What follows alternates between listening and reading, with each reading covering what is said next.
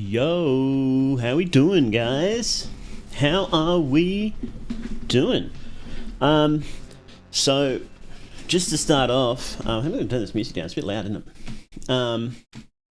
Just to start off, there's loud construction outside, so we might have to wait for a minute before we actually start doing the things we were going to do. Where is the music now? Oh, this is really quiet.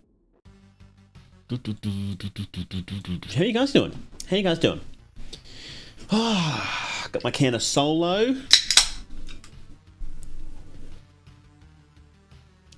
Midnight spooky time. Who am I? What did you do with TV Man? I am the TV Man. How are we doing, guys? Hello, Pointless Inc. Hello, Ilcan. I'm listening from work on full loco mode. Yeah, this stream's a lot later than usual because I couldn't do it on the usual day I do it. What day is it? Sunday. It's the usual day I do it for me. Because so the day before I had to take my dad to hospital and I got back really late. Yeah, I was there for I think we left at midday. And he's still there because he was feeling quite unwell.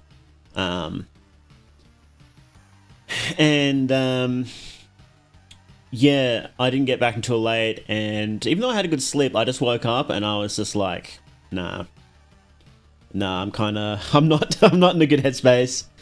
I was exhausted, and so I was like, no, that's why I bumped back the stream, because I'm like, I need an extra hour of sleep, and then I had the extra hour of sleep, and then I woke up and it's like, no, it's still not happening. So I decided to bump it back a couple of days because I had some other things on in the week.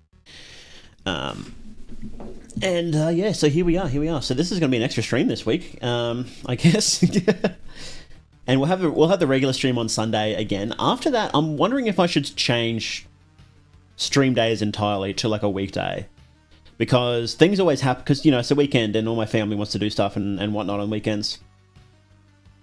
So I'm just wondering if I should, I don't know, do it on Thursday or Friday American time. Maybe do a couple of shorter streams instead of one longer one. I might just pull the band-aid off and do that at some point. Anyway, let's keep saying hello. Hello, Pointless Inc. Hello, Ilkan. Hello, Rebel Wolf. Hello, Gilbo. How we doing? Hello, Grovile. Hello, our Russian friend. Started playing Signalis and I've been having a good time. It's pretty fun. I think that the gameplay isn't anything special, but it's more the vibes, immaculate vibes, and the story's okay. I think it's one of those games where while you're playing it, the story is sort of nonsensical, and you've got to really sit there and think about it, or just find a good YouTuber to help you understand it. Like Wormgirl has this massive video about it, which is pretty good. Yeah, it's I do think it's overrated. It's good. I think games tend to get rated according to their vibes rather than the actual gameplay and whatnot. The gameplay helps, but vibe is a bigger part, and it does have really good vibes. Almost, yeah, I'd say immaculate vibes. But I have a feeling that most of the people that hype it up on social media haven't actually finished it. Because there's some big gameplay issues, not even counting, I did get some bad bugs while I played. I played not long after it came out. Maybe even on release, I think. I don't remember. It's been a while. And you had some bad bugs, but other than that, there were some big issues like the carry size was annoying.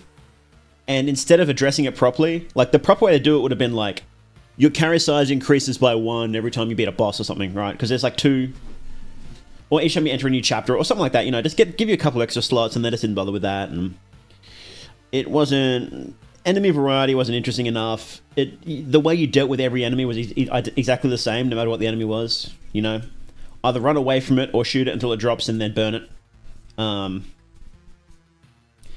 And the weapons weren't very interesting, I played through it again recently because I was going to be doing a video about the Yellow King, but I wasn't able to. I've got on my notes for that, and I might do it at some point, but it's not a priority.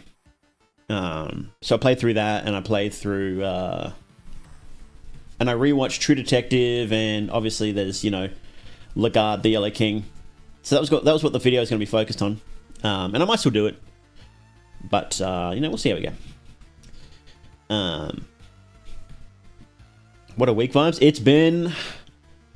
Oh, look, it's been a week. It's had ups and downs. I went out on Monday and it was really good.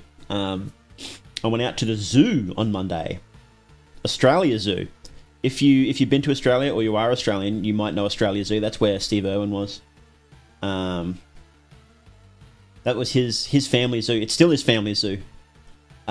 His parents, I believe his parents built it in the first place. He inherited it, and now his family still runs it after his passing. And I went there with my sisters and her family on Monday, and that was awesome. Actually, I was like, when was the last time I've been to a zoo? And it's like I know I have been, but I just don't remember when. But it was fun. My biggest gripe with Signalis is that there's not enough radio shit, enough attempts to integrate it into various aspects of the game. Yeah, it does feel like they built a bunch of different features and only got to use them the bare minimum amount. I think it was used enough, just enough, especially when you consider the New Game Plus puzzles, because there are, to get the secret and most likely canon ending, you do need to use the radio more. But the game is a little short, but I find it hard to criticize indie games for that, because it's really hard to make a game and then add enough content for it. So, like, like Fear and Hunger. Fear and Hunger are big games, but you're always like, well, it feels empty sometimes. And it's like, well, it's just one dude making this massive game by himself. And same with like Labyrinth of the Demon King is exactly the same. I think we got a little spoiled by about 10 years ago how there was a big focus on roguelites, so like Binding of Isaac and whatnot. It's really hard for those games to feel empty even when they don't have that much content, just because of the way the game is structured. And I feel like that has kind of pervaded the culture a little bit. Not like explicitly, but people like, well, indie games should have more content or feel less empty. And I think it's hard to do that.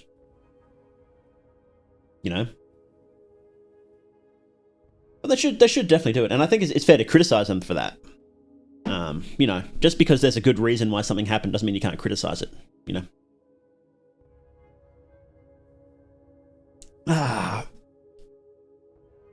Wonder what Aussies even keep in their zoos given how insane the local nature is. Well, we keep the local nature in there because you can't see it safely otherwise. So we had, at Australia Zoo, they had a bunch of Australian stuff. Like, they had the friendly stuff like echidnas and whatnot. Also had kangaroos. And they had a whole bunch of different birds. We've got some beautiful birds here. Dingoes. Cassowaries, which are more violent versions of emus. They also had emus. And a few other bits and bobs. They had a bunch of foreign stuff too. So they had like Asian sea otters. They had tigers. They had cheetahs. Had a couple of cheetahs, which were pretty cool. They have the world's tallest living giraffe actually there at Australia Zoo, which is pretty cool. A guy named Forrest, his name is, and he was a monster, absolute monster. They had a couple of rhinoceroses.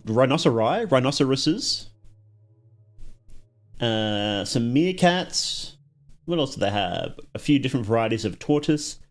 Heaps of reptiles. Heaps of different snakes and whatnot. A bunch of Australian ones, but also a bunch of foreign ones too. Yeah, it's pretty cool. It's the sort of place that you can see entirely in one day, though, including like watching most of the events, all the fun events. So it's like you kind of don't have to go back there again for like another 10 years, which I feel like is a little bit of an issue for them. If they had just a little bit more, you wouldn't be able to, because we saw everything, and then it's like, okay, it's time to go now. Like we're done, But if they had just a little more, I think you would have to split it up, and that would be better. Feed the spiders before so they don't try and eat the people. Yeah, cassowaries are like the violent ones. Emus are at least a little cute. The cassowaries have like really thick feet, and they have like blue heads, and they will destroy you. They will rip you apart. Well, I think the construction is stopped outside. Yeah. Okay. So we should be able to react a bit. I am still kind of sleepy today, so we'll see. I'm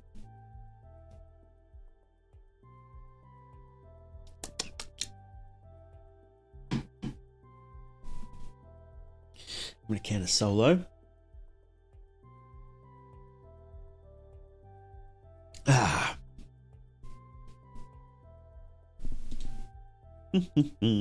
Okay. Now I've done something a little different with my my stream setup. Because we do a lot of reacts, I thought I might change it up a little bit and have a new pose, so I'll show you guys. Something on Bosch's paintings. Yeah. Right. So, of course, oh, hang on, we need to introduce this, don't we? Why am I so big here? What is going on? Hang on, let me just back up a little bit. There we go. That's better. Okay. Everybody make sure to say hello to YouTube because we're about to be doing a YouTube video here. Good morning, everybody, and welcome to Mythonics Live. Today, we are watching the analog horror series called Angel Engine. Now, this one has been requested more than anything else I've ever had requests for. People really want me to watch this one, and it's also probably the most contentious one we've ever watched. Not the most contentious analog horror, that's definitely got to be the Painter series, but this one is the most contentious one we've watched on the channel. Now, Angel Engine uses AI-generated art, entirely in AI-generated art. Now, I believe that the story and the writing is written by the man behind it. I believe that's what his description says. Yeah, here we go. Story by me, art by AI, and it is made by Angel Engine Guy. So that's what he goes by. That's who it is. Angel Engine Guy made this. And the story is about an angel that was captured and used to provide power. And that's sort of all I know about it. Before we start, I suppose it would be useful to talk about my stance on AI. Is that, broadly, my stance is that if you're not using it to make money, then it's usually fine. If you are using it to make money, then I think it's better to, like, say for example, if you're doing an analog horror and you expect to, like, you know, make money off it eventually, make plushies, sell stuff, whatever it is, then you should generally hire artists where you can, if you're going to be putting money into it. But if you're not, then I personally don't have an issue with it. The reason, there's usually a reason not to use it, and that is usually AI, especially voices, can very easily ruin a scene. So you should definitely try to find like free voice actors or really, really cheap voice actors. Right, but I don't think that's a reason to instantly write off a series when they use AI. And I haven't watched this one. I've watched like one episode of Angel Engine, and I don't know what the scope is, what the guy's planning to do with it, if he's making money, and it's really hard to tell, you know, what exactly is going on behind the scenes. So it is a real grey area, but I don't think people should be crucified for using AI instantly, you know, without understanding the context and what's happening. And that's what we'll be trying to do a little bit here, you know, see what the go is. Like, is this guy, I don't know if he's making money from it. It's kind of hard to tell, isn't it? Well, he is a bit. He's got a Patreon and he's got a course on how to make AI art. The Unearthly Approach, it's called. A comprehensive guide to Midjourney. Is his name Unearthly? I suppose it is. Hang on, let's pull this up so you guys can actually see it, huh? Here we go. And then we go to... Hang on. I changed all my settings around, so... Here we go. Hey, guys. How are we doing? No, it didn't change. Why didn't it change? Hang on. There we go. Okay. So we're looking at... so this is on his... He's got a link tree. So this is the channel, right? Unearthly Hub. And he's got a link tree here, so we're just poking around on that. And this music's a little loud, isn't it? Hang on. Turn it down a bit. There we go. Hello, Pernicious Axolotl. How you doing? I guess people being crucified for AI. Prolonged torture it is then. So true. Ima Musume has consumed my life. I have explicitly not played it because I've been caught up with gacha games in the past. And they can be fun. And it's fun with the community and whatnot, but it's just a big time sink, and I don't like having to spend more money on games later, right? But anyway, yeah, so we are... So he's got a guide on how to use Midjourney to do AI better, I suppose. Unearthly... Oh, he has a different Instagram. Can we look that up? Hang on, I better pull that up on a different screen just in case. Insta. I don't use it. I have an Instagram account, but I never use it. I tried using it for like 2 days, and I'm like, I don't understand. Let's see, unearthly.ai. Here it is. Oh, it's just the same thing. Okay. Yeah, it's just the same thing as his TikTok. So we'll be looking at that. Oh, he does have merch as well. Unearthly Store. Okay. So look, I think that when you're making money like this off of it, you should probably be using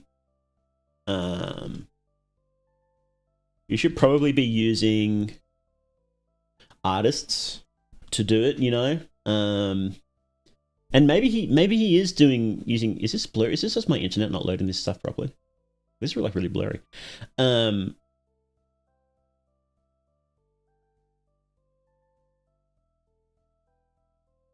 About us. So I feel like they're probably using AI to make these shirts. In this, so I would say that you should probably use artists to make the actual art for the shirts rather than use AI for that. You know, and I feel like it makes it a bit more interesting. If that's what's happening, let's see, because it doesn't say.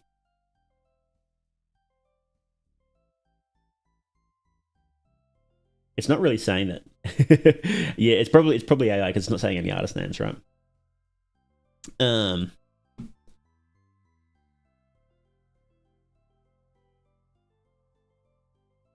94, become a member. So, okay.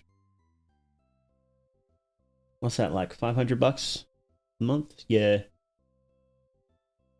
I think it's fair to criticize people like when they're doing that and not putting the money back in. I think, you know, once you get the ball rolling, before you get the ball rolling, you know, using AI and that is fine. But when you do start getting actual money in there, I think you should start folding it back in and using, and using artists and whatnot instead of just AI. That's my personal take. And I just wanted to get that out of the way early, so we don't spend the entire episode umming and ahhing about AI, right? Because otherwise we'll be here all day. Yeah. Getting the SSR horses now with free stuff, so consumer friendly. That's good. Hopefully it stays that way. Sometimes they start that way and then they get kind of crap afterwards. But well, you know, it's still big in Japan, Uma Musume. So I'm guessing it's still fairly good. But I don't know. I haven't really. I have my friends that play it, but I haven't really paid any attention to the monetization or whatnot. So. Learn my lesson with free-to-play games before gacha games ever became popular in the West. I avoid them entirely. Yeah. Okay. I'm a little big, aren't I? Let's just scooch that down a little bit. There we go. This message here is funny on the side though. Someone says, hang on, where's my mouse? Someone goes, stop using AI. And he goes, nah, which is pretty funny. Okay, so let's watch. So there is a bunch of... There's 34 episodes, and they're all like a minute, 2 minutes, that long. So maybe like an hour's worth of content, I guess. Maybe a little longer. I think you can go a little longer on TikTok now. I'm not sure, but we'll find out. Okay. Let's more there's a big don't say that. Don't say that. I don't play catches, but I like when they have a lot of content. This is one, if the rare ones that caught me. This is a cry for help. Yeah. Look at this dude. Look at this top of his head. Okay, let's watch. To cage an angel. Step 1. Exploit your planet's resources. Step 2. Exterminate the wildlife. Step 3. Watch your species fall into disarray. Step 4. You are now on the brink of extinction. Pray, pray, pray. Step 5. Watch the divine messenger descend onto your world. I think it's funny that even here, it's still having trouble doing hands. I thought they fixed that. I guess they didn't fix it. Step 6. They want to help you use their kindness. Strap them into your angel engine. Step 7. Siphon their energy. Perform miracles. Step 8. Return your planet to its former glory. It's creepy.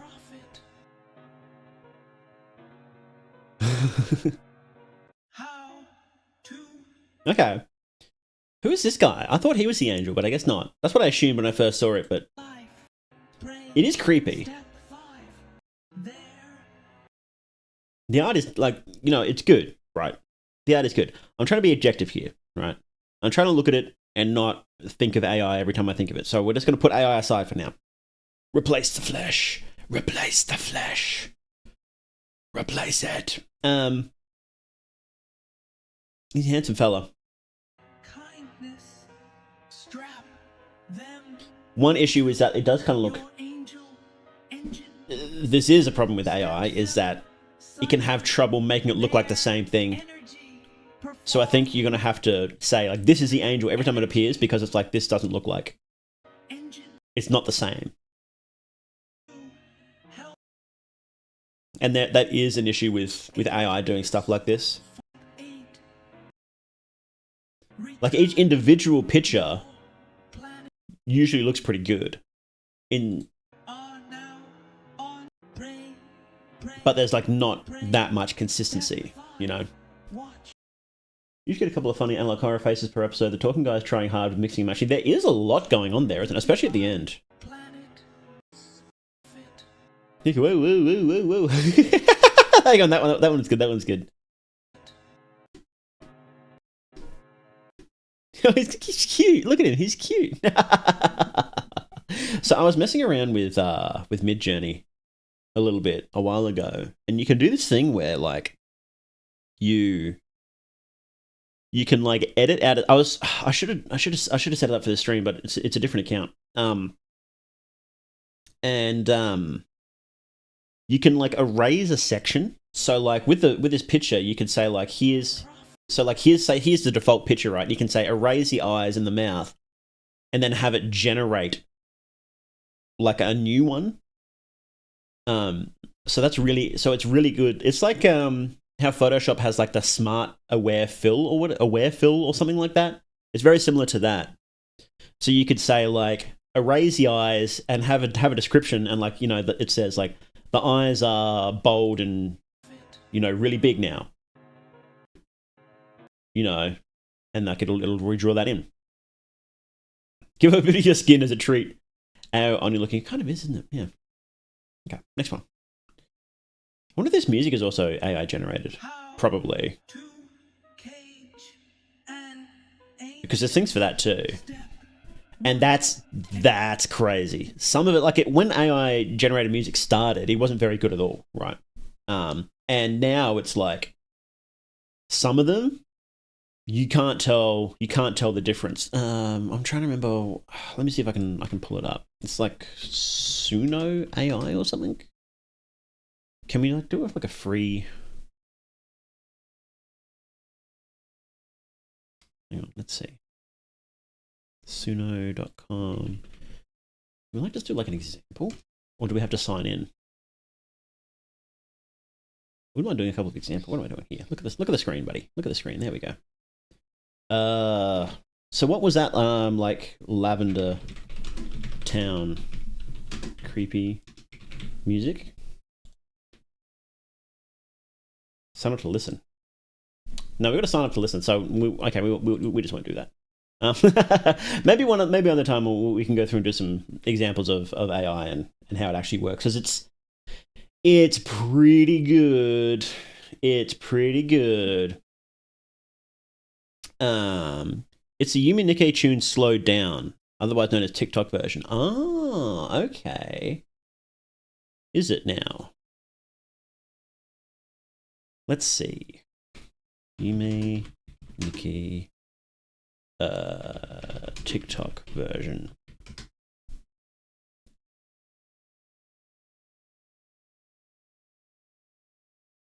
Someone sped up. Let's go slow down.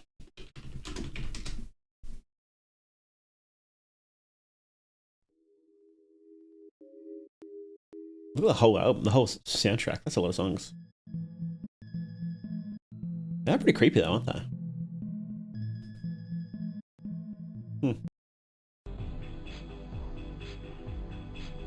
I like it. Yeah, I kind of like it. Yeah, okay. That's enough of that. Let's see. Let's keep watching. In terms of AI music, Udio, or whatever it's called, is better, as Suno has its own weird distinct sound that's kind of recognizable once you get to know it. Udio. What is Udio? Udio. AI music. Oh, okay. Okay. Yeah, I was just curious about all this stuff before, and I was just poking around and like messing around with Suno, and it's like before. I remember when they had like an AI music generator, like it was a while ago, a couple of years ago, and the songs would like start off good, but then immediately just collapse into nonsense after a while. But when I was messing around with Suno, it was like, yeah, here's your song, whatever genre you want, including lyrics, and it's sung in like 5 seconds, and you can just play it. And like it sounded like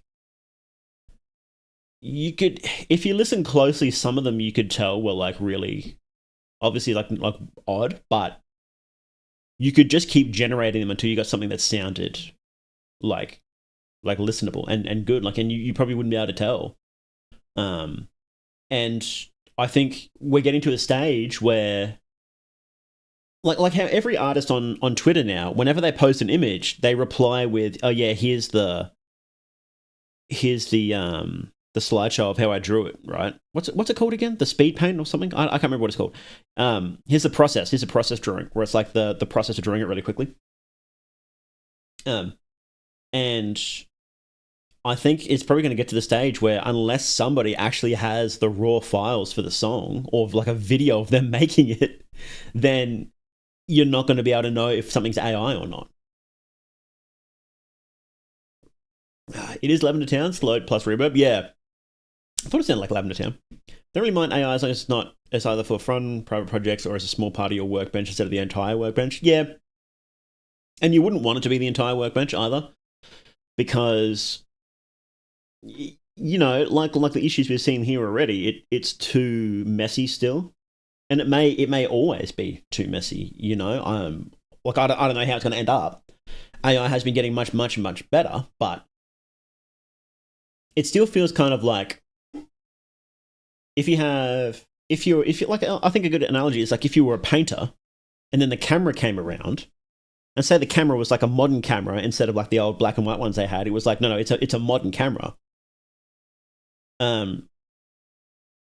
It doesn't matter how good it is, because the person using it still needs quite a lot of taste and control. And if you just said, hey, give me a picture, it'll give you a picture, but there's still a lot that goes on in the decision making. So it's still definitely just a tool, and you can't use it to make decisions. I don't think you can do that. And that's what a lot of people try to use it for, is to make decisions. People trying to make fake sketches so they don't get called out, they get even more mocked. That's mad. That's mad. Oh man, that's so funny. I've seen people like I've seen artists that like post their own sketches, and then like, yeah, somebody like used this as a base for AI and made their own drawings from it, and it's like the exact same poses of that, and you can easily tell. It's so funny. People use it in sort of dumb ways. Is the issue with AI? I think you can use it to make good things, but you still need that level of taste that a lot of people just don't. It'd be like, again, like with the camera analogy, it'd be like if you had these painters and then you had these people who would have taken crappy snapshots with pictures with cameras, come up to the painter and said, look, I'm the same level as you. It's like, you're not. Like, you're not there. You need taste and you don't have it, you know? And like the technology isn't a substitute for taste, basically. Anyway, let's keep watching. Hang on, let me just ban this bot. Boop, boop, boop, boop, boop. Go away, bot. Hang on.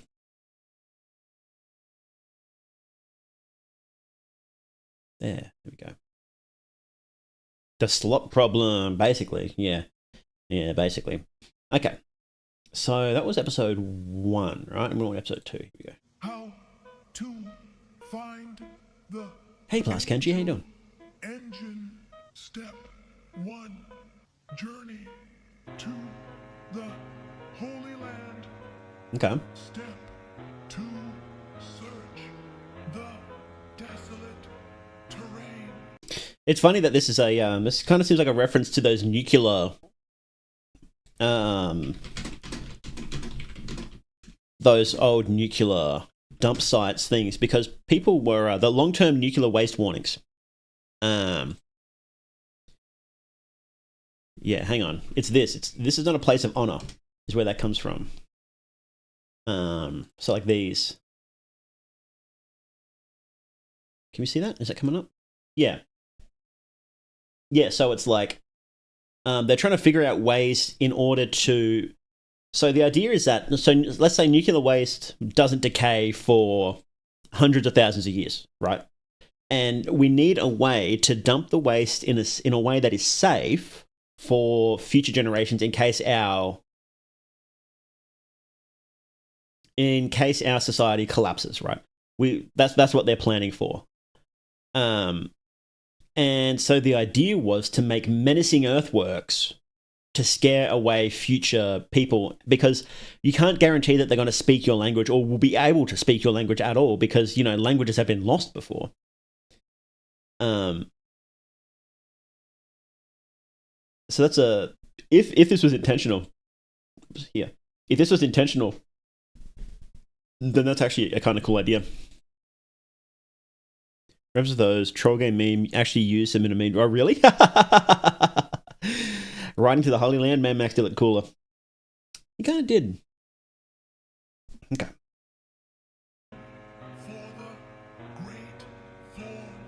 The real horror is a marriage of the top/step engagement squeezing video format with analog horror. I think it's possible to make cool short form stuff. Like, I mean, the classic example is that, what was it? The Sun Vanished, I think it was. Something like that. I think that this will result, so Angel Engine will definitely result in a big wave of AI analog horror slop. And the bad thing is that 99% of that, whenever that happens, whenever there's like a big wave of stuff coming out that copies something, is that 99% of it is crap, like just really bad. So there's going to be a big wave of really, really bad AI slop. On the plus side, though, it often results in at least one or two good ones coming out. So we may see Angel Engine, but good, you know? Assuming assuming that, hang on, that's assuming this isn't good, but a better Angel Engine is what I mean. Is what I'm not just Angel Engine, but good. Either way, honestly, I would be expecting the cult to start around those spike fields once the time comes for those. Yeah, I could see that. I could see that happening. Step 3. Step into the burial site. Step 4. Look upon me, look upon me, look upon me. Release me, your wage will be plentiful. How Okay. to find So this guy is the Angel Engine itself, then, I guess. engine step holy thorns. So some of this looks really bad. Some of it looks good. Some of it looks really bad. Like, this is terrible. That's terrible. The burial site. But this guy's, like, creepy. Step 4. His stilted dialogue. I wonder how they did this dialogue. Look upon me. Release me, your wage. Okay. Take away from it persisting in the second video is, damn, you can't have shit in TikTok unless you play into the brain flying. Wage, high-paying job, sign me up. No, it's a play on the wages of sin. The wages of sin is death, and so death is plentiful. That's true. That's true. Yeah, so true. Creepy. I guess this is the Angel Engine. Creepy Angel Engine. So true. Watch anyway. Oh, Coming. Do not let him in. Do not be deceived. He is not your friend. who? Has no friends. Be not afraid He comes but to deceive. to lead you astray. He will be here soon. Find me. Find me. Find me. I will help you. He is coming. So who is coming? Do not let him in. Do not be deceived. He is not your friend. He has no friends. Be not afraid He has no friends? Wow, that's rude. That's rude. to lead you astray. Comes to deceive, lead you astray. Will be here soon. Are they talking about the angel? Find me. Find me. I will help you. Okay, so the Angel Engine is tricking people. Unless that's an angel? Is that an angel? There's two of them. I guess they are. No, I think that's the same one. I think that's just a vision of that. How to cage an angel. Step. Yeah, so this is the Angel Engine. This is the cage of the angel. how And they're talking about the angel coming. And it's like, Is so if you think an angel's coming and you're like, yeah, no, this is an angel, you would be like, oh no, I'm going to listen to that. Right? And they're straight up saying, yeah, it's an angel. But then they're like, no, this guy's actually going to trick you. So we need to stop him. The general style whiplash is one of the main issues I'm having so far, besides the knowledge that they train their AI after Dr. Nowhere stuff. This isn't a personal AI, is it? Like, it's not like they would have just used Midjourney, because he said he was like using, in this he says he uses Midjourney. Midjourney would train off of everything. So what's the Angel Engine initiative? What is this? This fast-paced world changes a daily occurrence, and we as a species step into the future. New obstacles and challenges will arise. As humans, we possess a plethora of tools to which we can confront said obstacles. To best prepare ourselves for this future, we believe it is one of the utmost importance that our scientific progress can keep pace with these challenges. Here, at the Angel Engine Initiative, we are working around the clock to further scientific process. And there is a way you can help us too. Become a research patient today and help us build a better future. I guess this is just a email.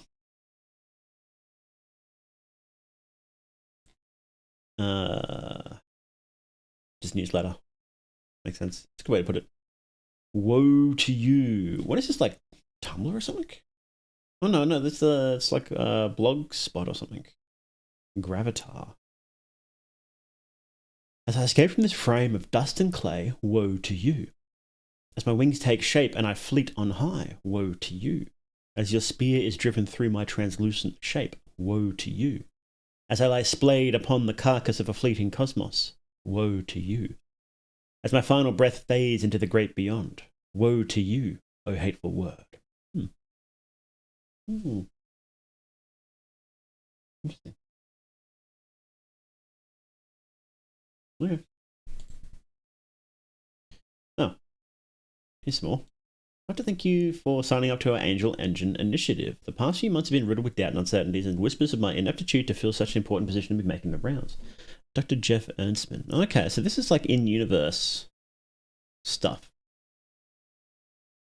Okay. Like an ARG sort of thing. Okay, interesting. Guess I somehow used Dr. Nowhere stuff for training the AI according to what I saw. Probably. Look, Midjourney and whatnot, I think they do tend to train on anything. I don't know for certain what they have trained on. And I think you might need to be careful saying that as a public figure. Because that might be treading on saying they did something illegal. I don't know. But I wouldn't be surprised. Because of how many rumors in the past of all these companies just grabbing whatever they could to train, right? You know, so, but I don't know for certain. Is the thing. Let's keep watching. So that was part 3. Part 4. There is only me. There is only my way. There is only the forest, and there is only surrender. What is this? Why is this so loud?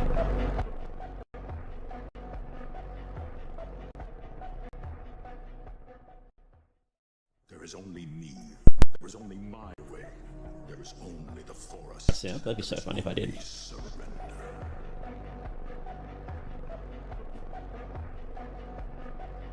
Hang on, I should actually be looking at these images, shouldn't I? One sec.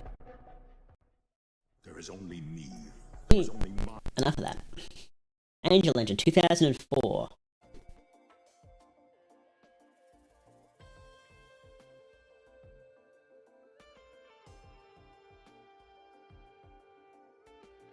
However, comes crashing down as he finds himself imprisoned and subject to all kinds of blood-curdling experiments at the hands of the very humans he sought to save. Okay. So I guess this is like... I forgot TikTok can do this, like just pictures. The angel has a baby. This is... something. I guess that's the angel. What is this?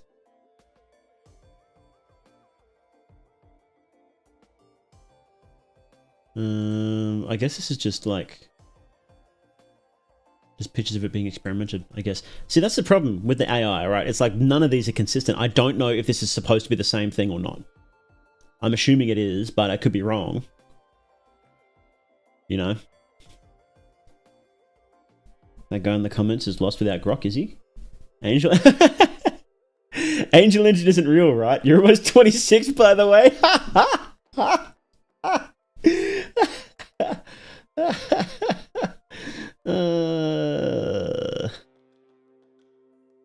Akira Ghost in the Shell, Aeon Flux, Ghibli feel to it. Did I watch Aeon Flux? I don't know. Angel Engine and anime. Wonder if we could take AI photos like this and animate them completely. Animating via another AI, you mean? It's possible at the moment, doesn't look that great. Wow, that was 2 years ago. Almost exactly. How long has this been? Hang on. Okay, so this was like the first idea he had for it. Was way back when. Well, that's interesting. I didn't know that. I thought this was all very recent, but I guess he's been working on this idea for a while. Because these ones are like, are like this year. The videos. That's really interesting. Huh. Grok, save my dying marriage. Okay. Oh, I've muted it, haven't I? Hang on, how do I unmute this? Here. Let's turn off this music too. Okay. Let's keep watching. We ran every test in the book on this guy here, and the results are incredible. There doesn't seem to be a limit to its energy output. Meaning... Why is there like a Mandela Gemma face? Is the angel outside of its body? But at least now he's like moved on to animating. It looks like he's like animating the AI art instead of just going AI generate me a thing. It's actually like animating, which is cool, which is a good step up, I think. If our current results are anything to go off of, we could power the whole world for millennia. Huh. Oh, bros, oh no. Oh no, dude. Bros. We did it. Oh man.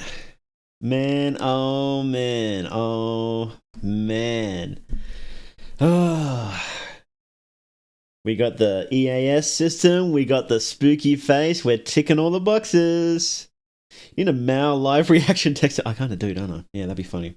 We can do that. Give me one sec. I need text. Live Morday reaction. Where's the size here? I don't think we need the size, do we? Live Morday reaction.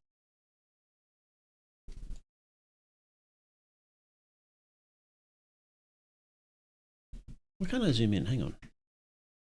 That's annoying. I can't zoom in. That'll do.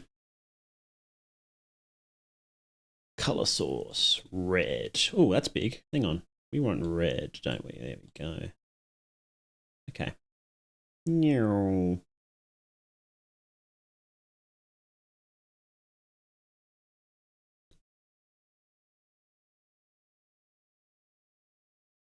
There we go.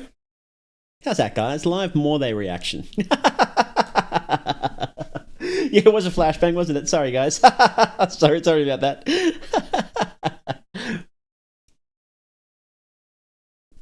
Okay. It's a little bright, isn't it? Let's turn that down a little bit. Huh? Here, that'll do. There we go. Okay. Now we happy. We happy about that? Wait, let's go. Sorry, I just had to laugh at the EAS system. Oh, it's the president. Good evening, ladies and gentlemen. Oh. I am standing before you on this day as a man, a husband, a father, as your president, but most importantly, as a citizen of this country. I think in general, I don't like the democratization of art, because to make good art, you generally need to be slightly deranged. That's true. And I think that'll stay the same. I think after this initial wave, we'll start figuring out what the best ways to use it, and then good art will still be made by deranged people. I don't think that will end up long-term with much of a difference. I really don't. I don't think AI will end up being the savior of humanity people hope it to be, and I don't think that it'll result in as many changes as people expect. There are still people who use fax machines, and they were big for like a 10 years span.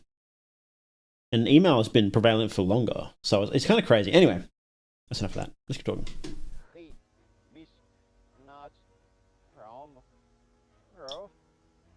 I will not sugarcoat our current situation. We are on the cusp of war. Your species? This is not a test. This is not a joke. It is unfortunately the truth.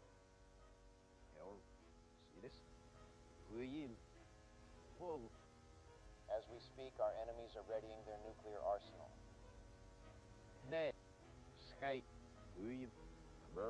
Creepy. Not really. Help me. We ran every test in the book on this guy here, and the results are incredible. There doesn't seem Is to be this a like, limit. so this is obviously like a creepy version of the angel, right? Like that's obviously what's happening there. Is this a creepy version of the angel? Is that like a demon pretending to be the angel? Hey Ed, how you doing? How's AI horror? It's okay. It's okay. Again, more vibe based than anything, right? And that's the thing. Vibes are way more important than most other things. You need more than vibes to make a really good series, but vibes are the most important, and this has good vibes. I won't lie.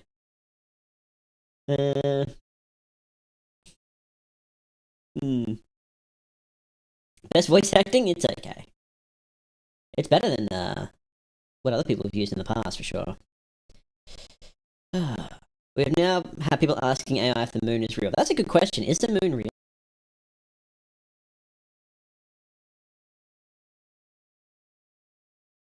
Why did my computer just locked up for a second there? Hang on, what's that? What's going on, buddy? Why have you inhaled helium? Have I? Maybe that was like when it was messing up for a second. I don't know what, things keep happening, and I don't know why. Exit Steam. Maybe Steam's doing something.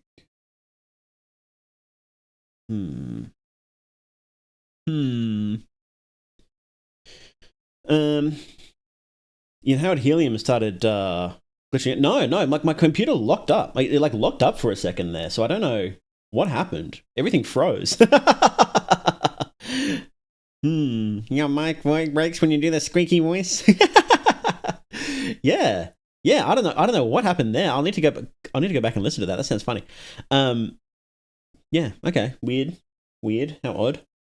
Caught in 4K using a voice changer. Yeah, I'm actually a cute anime girl pretending to be a gross, creepy Australian male demon. That's exactly, yeah. Look, for all zero of the girlies with the weird, who have non-traditional voices, lean into that. If you're going to be a streamer, lean into it. Be a VTuber and lean into it. Pick a model and a theme that goes with your voice. Like if you have a super deep voice, and go like a tomboy, cowgirl, or mechanic or whatever. If you have a like really cutesy voice, do a cute model, or the opposite. That's Gap Moe. Unsubbed. The only thing I can appreciate about this series is that it was supposedly written by a human and not be AI written. Look, what I suspect is that this fellow uses AI to help with the scripts. So maybe he has an idea and then he gets AI to write it, then he rewrites it, is what I would expect. Because again, you can't just use AI. You can't just say, AI, write me a script, because it'll be dog shit. It'll be horrible. You have to say, here's my idea. So for this one, right? So how there was that... There is only me. Quite. So this one, where it's got this description here. An angel comes down from heaven and attempt to communicate with humanity, etc., etc. What you would do is you would say, look, here, Grok, here is my idea. Come up with some plot lines for this and some video scripts for this. Right? And then you would say, like, no, this one sucks, and rework this one, and then you'd go in and eventually you would get a decent script, and then you would actually tweak it by hand and pace it out properly and whatnot. It wouldn't, you simply can't go, give me a script for this. And then it just works. You can't do that. So AI is affecting your computer and turning you into a mouse. Yeah, probably. I'll just close these other tabs. Maybe it's these other tabs. Grok, send me an angel to save me from my crippling addiction to AI. But story-wise, I wonder what's happening here. Is that like the angel freaking out? This like weird thing. As a man, It's interfering with what's happening clearly. Hang on, what's going on here? most importantly, as a citizen of this country.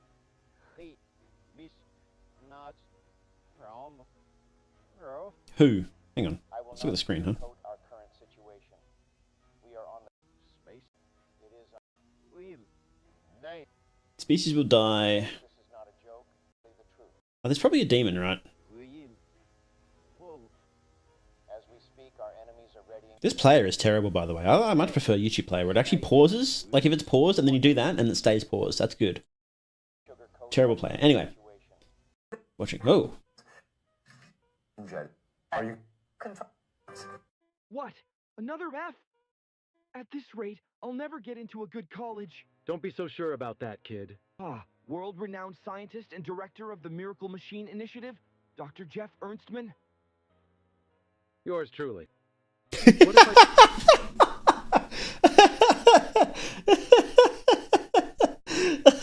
Oh, that was terrible dialogue. I can believe a human wrote that. I told you there was a way to get a great education despite your bad grades? That sounds amazing. What do I need to do? It is really easy. All you have to do is head on over to angelengineinitiative.org and sign up to become a volunteer. Thank you, Dr. Ernstman. I'll go sign up right away. No His face is problem, freaking out. Go make our country proud. Register now. Be a hero. This is just an ad for the website.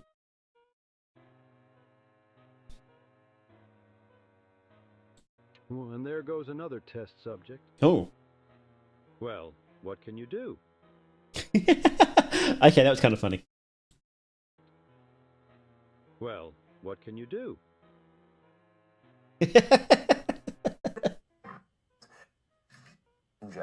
Are you? What? Another F? At this rate, That was actually kind of funny. I like that. But it is good that he's actually animating it now, right? Don't be so sure about that, kid. World-renowned scientist and It's still kinda director of the janky, Miracle but- Machine Initiative, Dr. Jeff Ernstman. It's getting better. Yours truly. What if I told you there was a... Anyway. How to survive. Oh, that's what was that classic analog horror? That I guess it was just YouTube horror, wasn't it?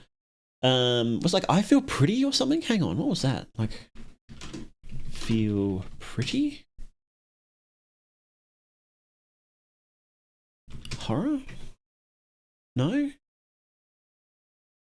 What was that? I Feel Pretty is like an Amy Schumer movie. I don't wanna you guys know the one I'm talking about, right? I Feel Fantastic. Yes, that's it. That's the you can't actually play this on stream because it gets pinged because the music is copyright, which is so funny. I'll play it for a sec.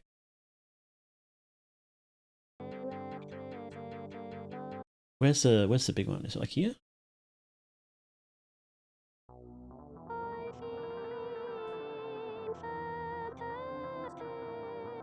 Super creepy. Super creepy. You'll know this one. Hang on. Yeah. It was like here. Like you know this one, right? You know this one. My lights turned up as soon as I sent that. Yeah. The stream has stopped. Has it stopped? Hang on, are we is the stream going alright? It might. Oh, that sometimes happens is if a big enough streamer plays copyright stuff, sometimes the stream will get stopped live, which is really funny. Twitch is bugging.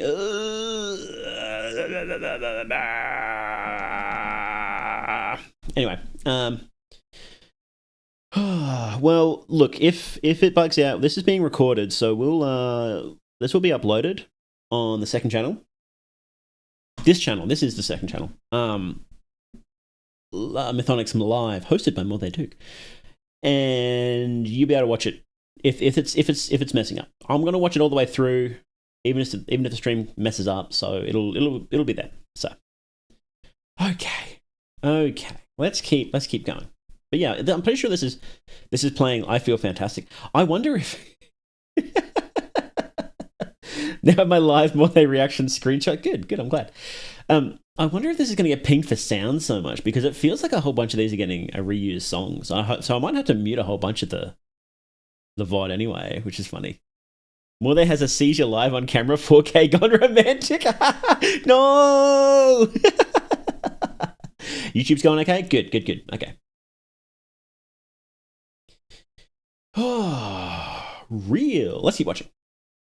In the holy Holy Land. One pack enough supplies. There won't be any step.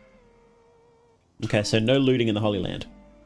Do not let the forgotten find you. Okay. They do not take kindly to foreigners. Okay. Step. Grog, Please am I real? do not look at the sky. Okay, don't look at the sky. Your eyes, they will melt. Okay. He is here. He's here. Your eyes, cover your ears. Do not stop. He will catch you.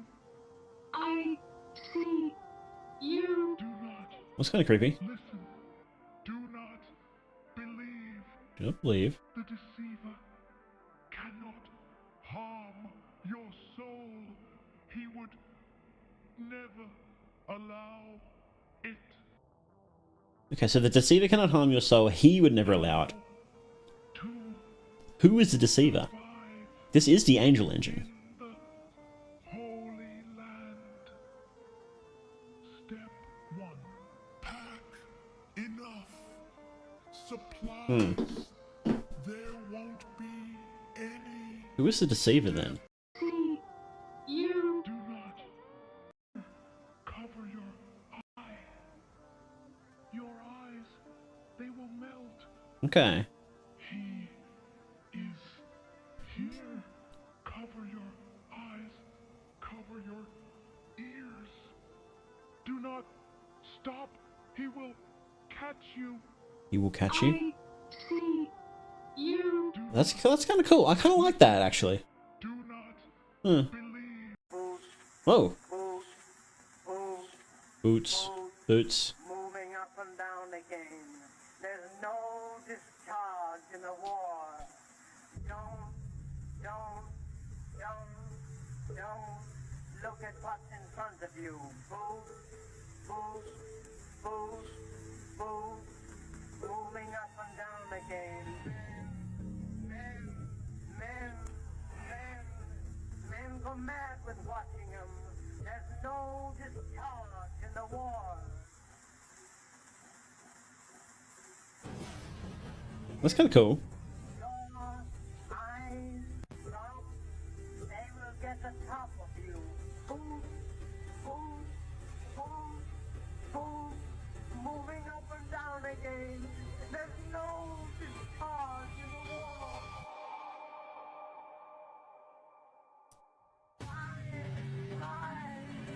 Rise, the thing is something different.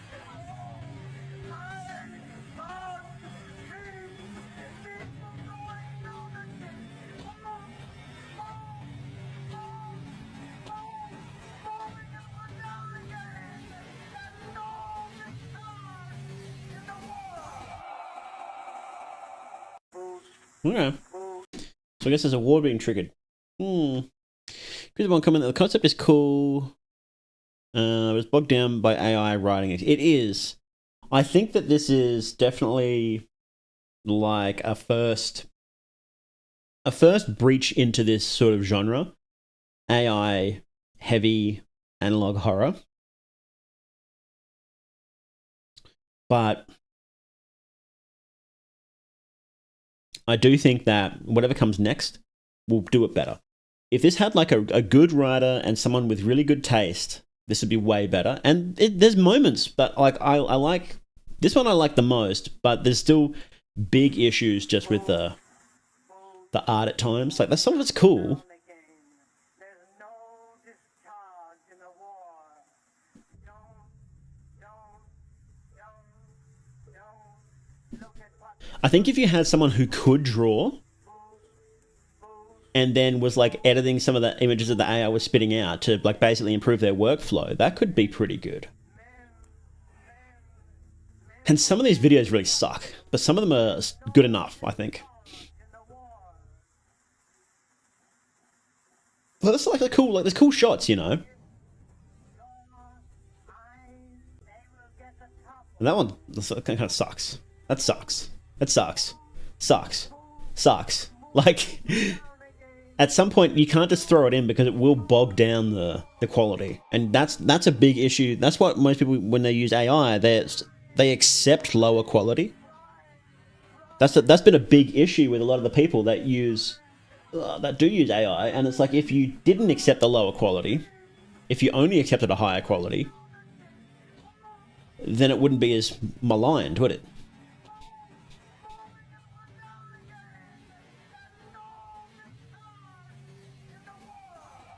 So that's why I think if you had like an artist who could draw this style and it kept the AI on style and then they fixed up any of the issues, then this would be way better. Using an AI as a AA battery really deserves extinction, to be honest. Yeah, that's actually true. I mean, to be fair, if an angel actually came down to Earth, people would pull a stunt like this in the series. Oh, I think they would. They would try, for sure. What are your thoughts on apples? Yeah, I like them. I don't eat them enough. I think I should eat more apples. They're alright. What's next? Angel Engine wallpapers. Okay. Stop that. I suppose these are AI generated too. That's kind of cool. Let's judge these wallpapers. Kind of cool. This doesn't fit the series. Like, what is happening here? This has got nothing to do with the rest of the series, and I don't know why it's like, why this design is here. Like, it's sort of like, it's kind of like that. Do you know the fantasy mixed with sci-fi, kind of like Zelda Tears of the Kingdom and Breath of the Wild. It's how there's like sort of like fantasy tech. It's like fantasy tech designs, and what is it doing here? Like, it's just I don't understand why it's here. It's kind of cool. Oh, that's that one from the other thing, isn't it? Yeah, that was cool. This is like, again, this is just bizarre. Like, this is kind of Mad Max, isn't it? Is that the hero that's going to save the angel? No, I think he's looking for the angel engine. I think. There's kind of two plot lines going on, isn't there? Anyway, enough of that.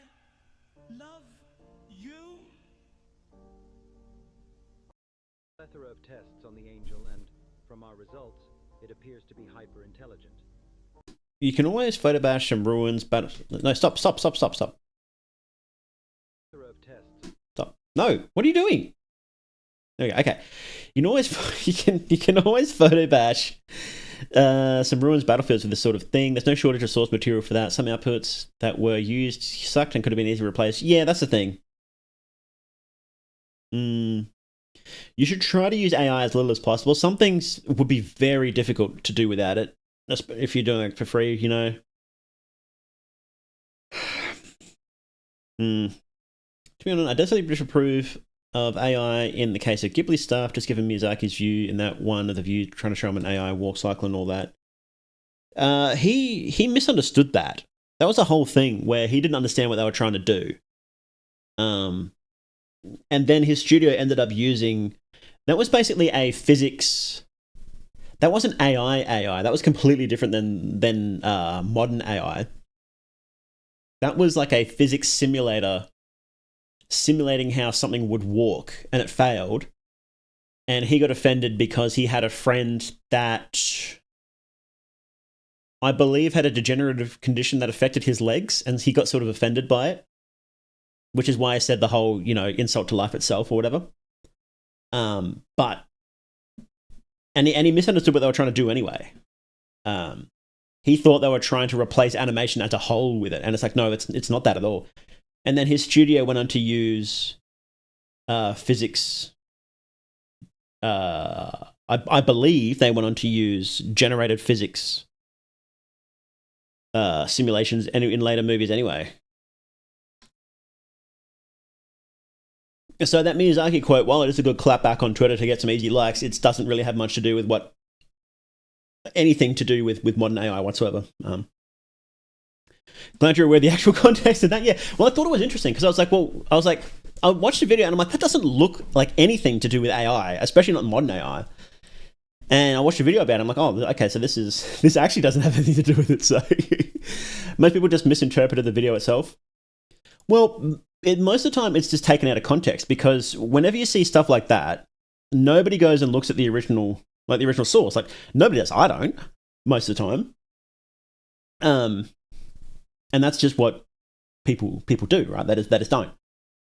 And it looks like he's commenting on, well, he is commenting on AI, but just not this AI. And I'm surprised that people didn't realize that, because that's like, you know, people were posting that years and years ago before modern AI even took off. So I was kind of surprised that people thought he was actually commenting on like large language models and whatnot, because it's kind of obvious that it isn't. But people need to realize that you can't trust anything that people post on Twitter for clapbacks and whatnot. If something gets like over 50k likes in some sort of random shit flinging fight on Twitter, don't trust it. Whenever it is, even if it's something that agrees with you, do not trust it. You cannot trust it. Just assume they're lying or misinterpreting something, because they 9 times out of 10 they are.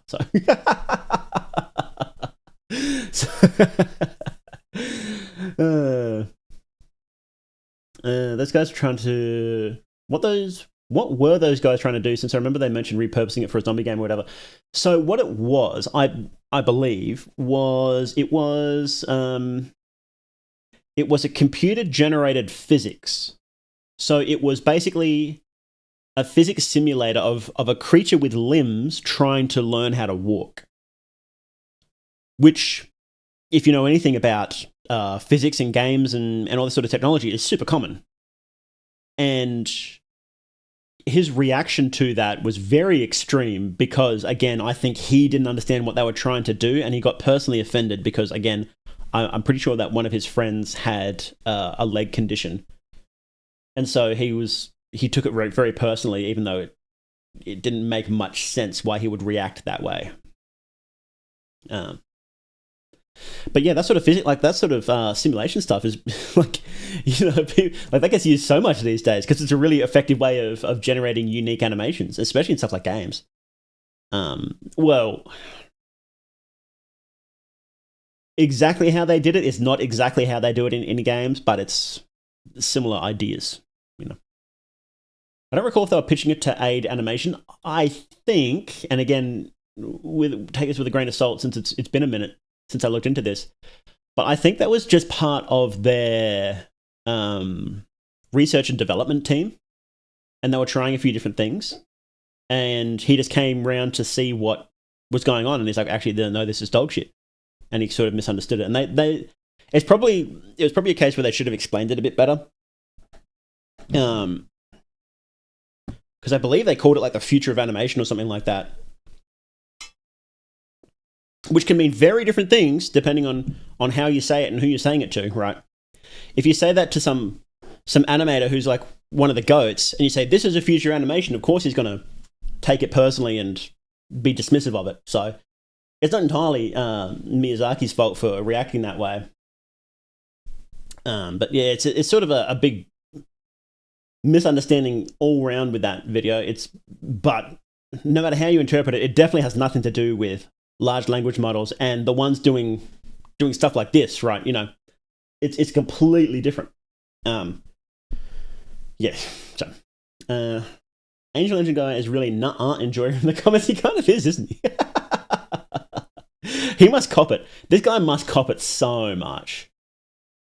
I think the John Angel Engine tries to do something like the Mandela Catalog Bible cartoon parts. Would have worked better if the visual cohesion wasn't an Achilles heel of the series. You know what? I think you might be right. Maybe he is trying to do like a little storybook thing, but it just doesn't really work. Maybe it'll be a bit more explicit later on, since he does seem to be improving his storytelling as he's going, which does happen in a lot of analog horror, where they improve their storytelling as the series goes on. So we'll see how it goes. That will be an interesting take, though. I do like it when they do stuff like that. I will admit, whenever they do like storybooks or cartoons or whatever, I love seeing. I like the visual change up, and make it a bit more refreshing, you know. Okay, let's keep watching. And from our results, it appears to be hyper-intelligent. So Yeah. far, any attempts of measuring the full extent of its intellect have yielded less than ideal results, as the subject seems to exceed the limits of all available tests. I can imagine. It's an angel. Save me? No.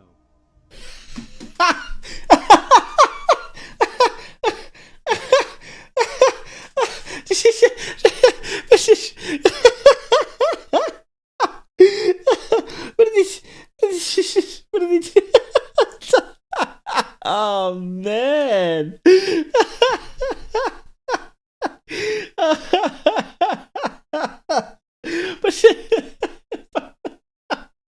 Oh.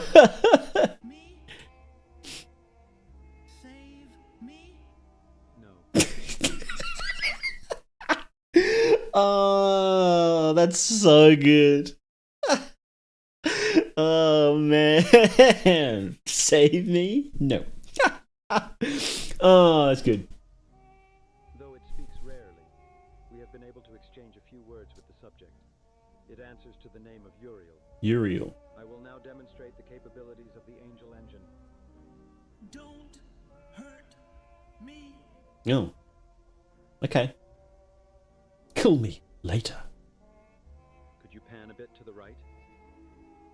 This young man here had the misfortune of ending up on the wrong side of a work mishap here in our second tower of Babel. So they're building a second Tower of Babel? That's great. To be fair, in terms of anti-AI versus pro-AI, I find both sides annoying. I end up supporting the anti-AI crowd just because I don't exactly support the death of humanity. I don't think it's going to be the death of humanity. Humans like humans too much, and anything we make will like us too. You know, we thought we were going to have the big scary AI that hyper optimizes everything, but it hasn't been that so far, has it? Like it. You hear these stories about how AI researchers have, you know, done this and that with the AI, and then it tried to kill them, it tried to threaten them, but you don't see what the prompts are. You know, if the prompt is do literally anything to survive, including illegal things, then of course it's going to default to illegal things because you just told it to do illegal things, right? So it's all very hyped. Anti-AI and pro-AI, it's all propaganda.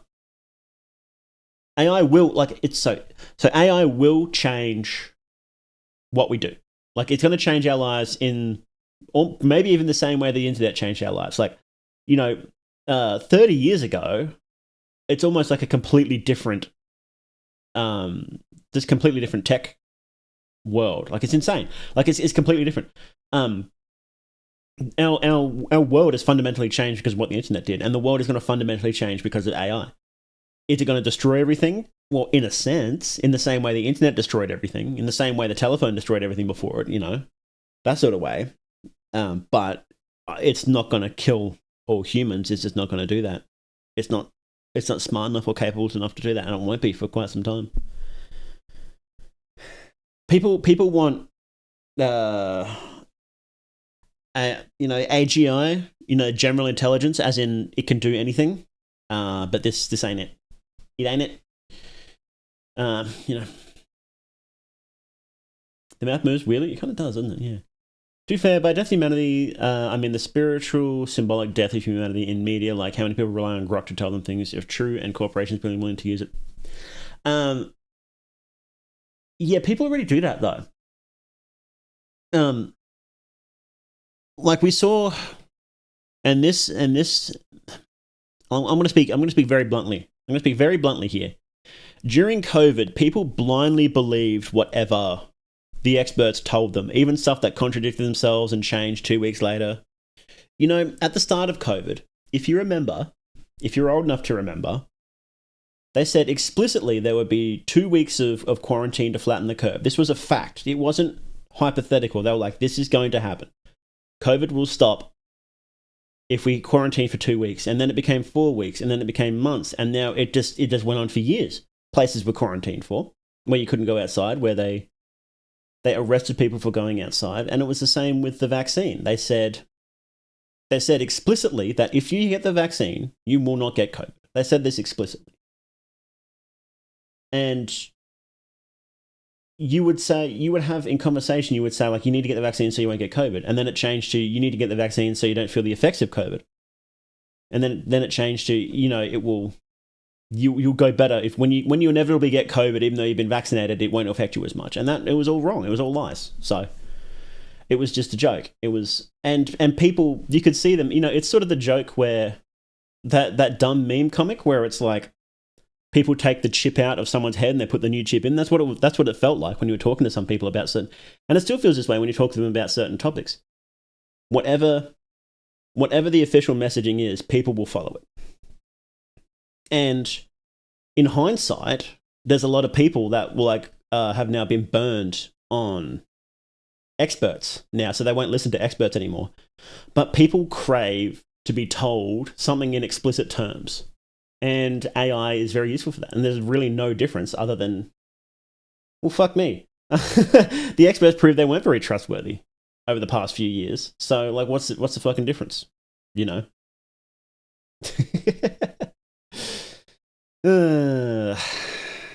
Tears of fascism. Fascism. I can never pronounce it right. I don't remember which one it is. Fascism, fascism. Medical fascism is a funny term. I don't know about all that, but it was pretty fucked up what they did. We should kill. No, I'm not going to say that. I'm not going to say that. Raises a ton of accountability, exactly, and nobody was held accountable for the things that went wrong, that objectively went wrong. And even normies are like, "Well, we really fucked that one up." Oh well.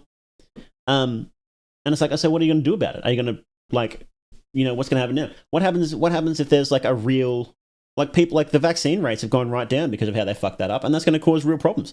And I don't blame normies for that. I don't blame the average person for not trusting the experts now after they fucked up the one thing they were supposed to be good at, and they completely dropped the ball on it. And nobody's going to ever be held accountable for that, and everyone's like, oh, well, there should be fucking trials, publicized trials about this, and then, nothing happened,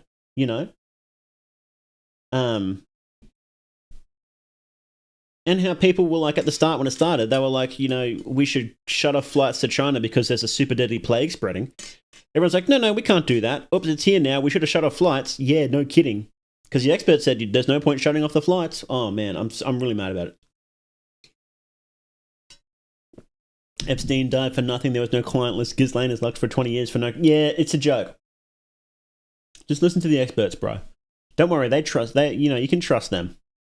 So what's the difference? Why not trust something you can just chat to in your phone? Literally, what is the difference? It doesn't matter. Anyway, sorry, I get mad about that. More there for next president. I don't want to be the president. Are you kidding? No. No way. No way. I don't want to. I just want to earn a living off YouTube. Make some funny haha videos and be left alone. You know how it is, right? You know how it is. Just leave me alone, basically. just leave me alone. Only listen to people who will face consequences if they mess up. Exactly.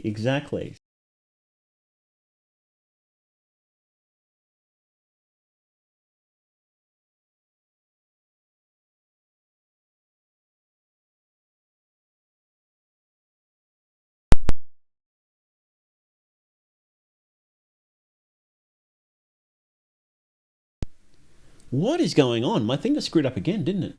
I saw that happen. It reset. I watched my microphone reset. That was crazy.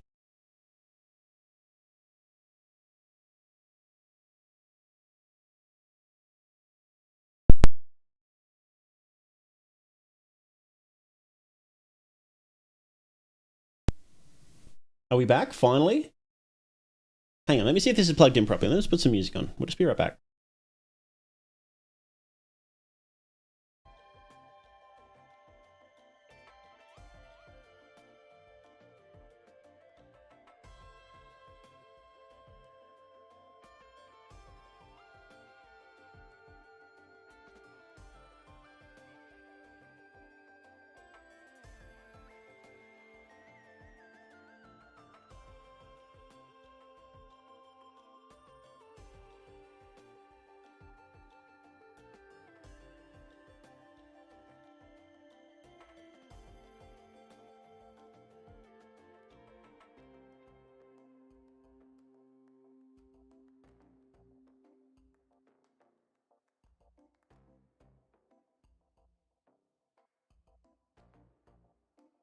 Okay, we're back. Hopefully this time it won't...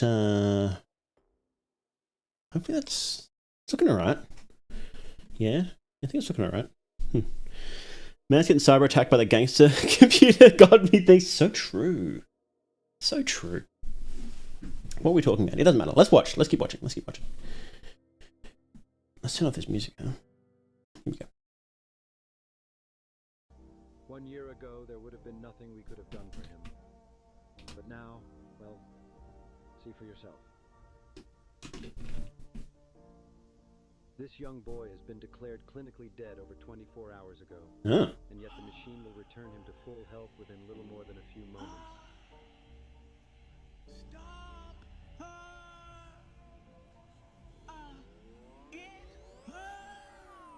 Don't hurt the angel.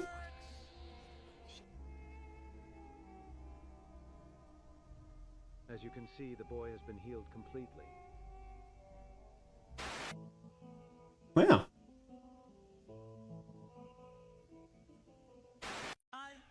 Okay. Thank you, Angel. I love you too. Oh, more wallpapers? One of AI's biggest contribution is to deflect liability and legal responsibility. Yeah. Getting Lazarus Pit vibes from that one. Lazarus Pit. What was that one? Was that the one where they put the...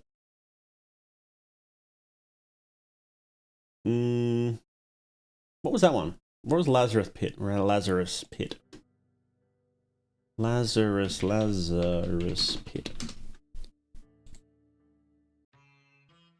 Lazarus Pit is a supernatural phenomenon of restorative pools capable of instantly healing injuries, resurrecting the dead, and even granting immortality.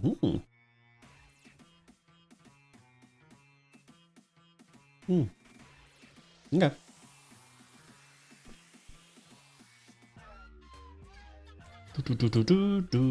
Interesting. That's from DC Comics, right? Let's judge these. Let's judge this. Go back to the front. These were just screenshots from the... I guess they're like high-res screenshots from the thing, right? Come on, come on. Wow, really bad UI here. Do they get crazier too? Maybe. Yeah, okay.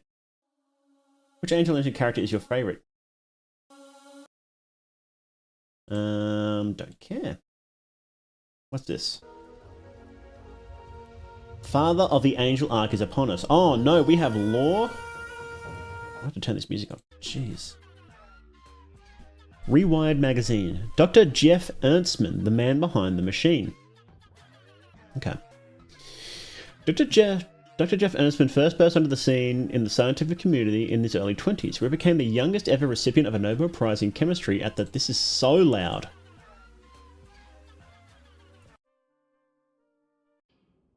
Yeah. Nobel Prize in Chemistry at the age of 25. It seemed he was destined to be one of the scientific world's brightest stars. I'm here to bring this world into the future, he proudly proclaimed as he accepted the award. A bold statement, especially by a man whose brain only recently stopped growing. Nonetheless, many of our greatest minds on this planet looked on in awe, believing every word the young man had uttered. But soon the spotlight which had shone onto the young star grew dimmer, as Ernstman found himself unable to reconnect to his previous success. Just like that, the man who was considered the future of science was swallowed into total obscurity. It was only this year, almost 2 decades after first winning his Nobel Prize, that the genius doctor re-emerged from the limbo of scientific unimportance and reminded us of the promise he made all those years ago. Ernstman has returned, and this time with an invention he describes as the most important in the history of mankind. A miracle machine that seemingly turns your every wish into reality.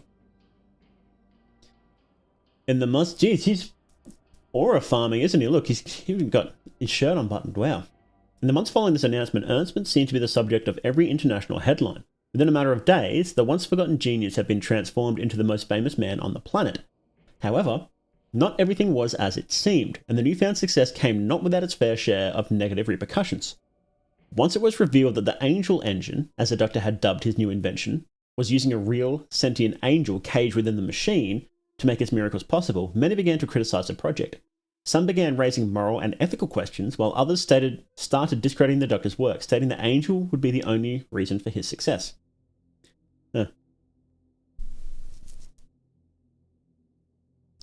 In a recent news update on the project's official website, Ernstman spoke out about these criticisms, seemingly hinting at a new invention that will silence his naysayers. This may not. Big things are coming, he told his followers in the ambiguously written statement. As word spreads that Dr. Ernstman has agreed to an exclusive interview with National News, we can only hope that more information will be revealed soon. Okay. So the world is burning and rotting and shifting, and there is total war, and they can hold Nobel Prize awards. Yeah, I wonder if the war came later. I do wonder. We don't quite have a proper timeline yet, I think. Let's see. Here we go. State your name for the camera. Uriel. Are they interviewing the angel? That's so funny. Welcome back to the Barry Donovan Show, ladies and gentlemen. Barry Donovan Show. Is the savior of our species, while others think him a fraud. However, one thing is for certain: Dr. Jeff Ernstman is the most famous man in the world right now. We here at the Barry I got that. Donovan Yeah. Show were able to secure an exclusive interview with the man behind the machine, live from the second tower of Babel. Please welcome. That's insane. That is. Man. The second Tower of Babel. Buddy, that's not going to work well. Live from the second Tower of Babel, please welcome. Why is this got like 12,000 likes? Of course its name is It literally said that before. Dr. Jeff Ernstman. Thank you, Barry. I am thrilled to be here today. Jeez, he's in the Nightmare Tower. It's like, yeah, I'm here from hell. Yeah, let's keep going. It's my pleasure. You found yourself on the receiving end of a lot of criticism in recent weeks, particularly regarding your treatment of the angel. Would you like to say something about that? You know, Barry, I thought long and hard about the discussion at hand, and I think it is a very important discussion to be had indeed. But there is one thing most people don't consider. We ran the tests, and they all showed the same thing. If the angel wanted to escape, he could. Yet he chooses to stay. Does he? I kind of don't believe that. I kind of don't believe it. I think that makes things clear enough. In the same vein, many have also tried to discredit your work, claiming the angel was the real reason for your success. That must be quite infuriating, right? You know, Barry, that is actually why I wanted to come on here. To make an announcement. An announcement? Well, let's hear it. Many of you have doubted me in the past. What? He's evil. He's evil. He's gone evil mode now. But I am happy to remind you that I remain the smartest mind on this planet. And to prove this fact to you, I have been working on a new invention. Exactly 1 week from now, it shall be revealed to the whole world. Then all of you will be forced to realize that I am who I am. Oh, that's not a good thing to say. He thinks he's God now. Because that's what God said when he was asked who he was in one scene early on in the Bible. He said, "I am that I am." It's Yahweh. Scary. That sounds like quite the statement. Can you tell us more about this new invention of yours? All I can reveal at the moment is this. I am no longer in need of that angel to make my experiments work. Oh, okay. Well, spooky. Yeah, okay, let's just keep watching.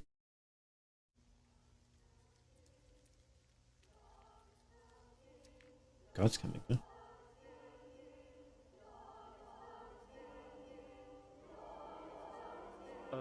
You want an autograph or something? Okay, that got me. That was pretty good.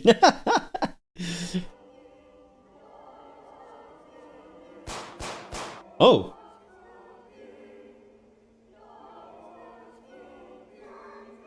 You okay, dude? Good evening, ladies and gentlemen. You may not know me, but my name is Stephen Eckelbloom, Stephen Ecclebloom, how you doing? Smartest man alive, by the way. I am the head spokesperson of the second tower of Babel. I am certain by now you have heard about the terrible tragedy which has befallen our director, Dr. Jeff Ernstman. On March 26th, only hours before presenting his new invention at Solomon Hall, Dr. Ernstman was attacked by a violent, murderous fiend whose intent it was to tear down everything my dear friend has built for himself. During this attack, Dr. Ernstman was shot 3 times. It is with the utmost sorrow that I deliver this message to the world. Jeff Ernstman passed away this morning as a result of his What? injuries. I liked him. I liked Dr. Jeff Ernstman. Right, isn't the Guide is Coming line from the game Squirrel Stapler? I think so, yeah. He died in Beersheba, Israel. Isn't that where... Hang on. What's happening in Beersheba? It's in Beersheba.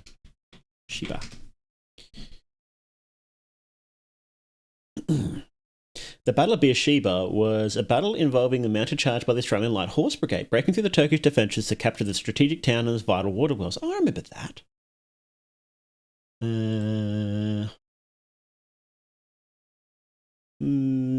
God appeared to Isaac at Beersheba and renewed the Abrahamic covenant to bless him and multiply his seed. Okay.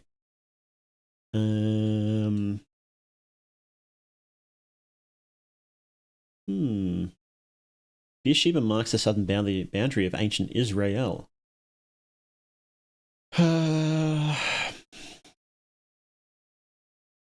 What is the etymology of it?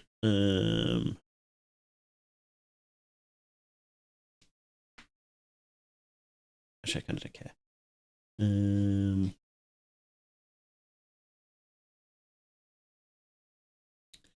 Well, it's got a long and rich history that I don't have time to read.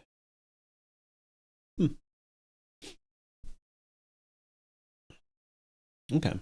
Interesting. Interesting stuff, guys. Interesting stuff.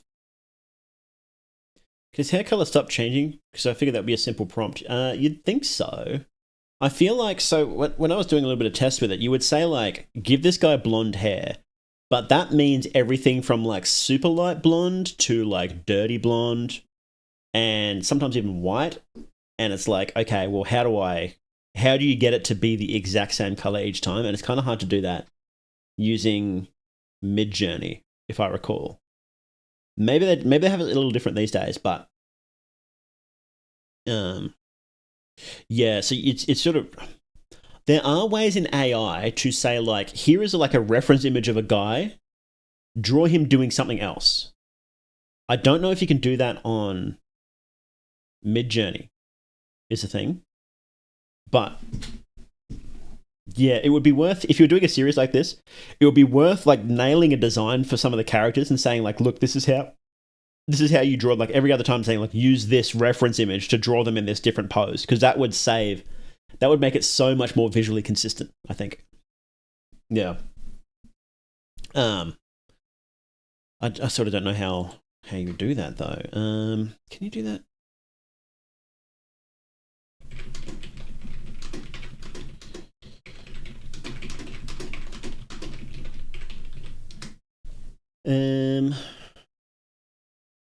There is kind of something like that on Midjourney. I don't know how good it is though. Apparently there's something like that. And this is yeah, I know, like, law. That's right, they're called LoRa's. Yeah. I don't know what that stands for. Like, exists for stable diffusion, that type of stuff. So I don't think this guy's using. Well, if he's using Midjourney for it, that means he's doing it entirely through their website, I think. I don't think you can, like, do that on your own computer. I wonder if you can prompt the exact color with numbers. That's a good question. I wonder if you could. Like, use this RGB value for the hair. That sort of thing, right? Yeah. It might be fun to, like, have a stream where we try and do stuff. I don't know. I kind of don't want to come across like I'm promoting using AI to do stuff, is the thing. I kind of don't want to do that. Even though I don't really have a problem with it, I do think you should try not to use it where possible. So maybe I won't do a stream like that. it would be kind of fun, but it's also like, well, that's not. I'm not here to promote AI. I'm here to promote making cool stuff. Anyway, let's keep watching. But he's dead. He's fucking dead.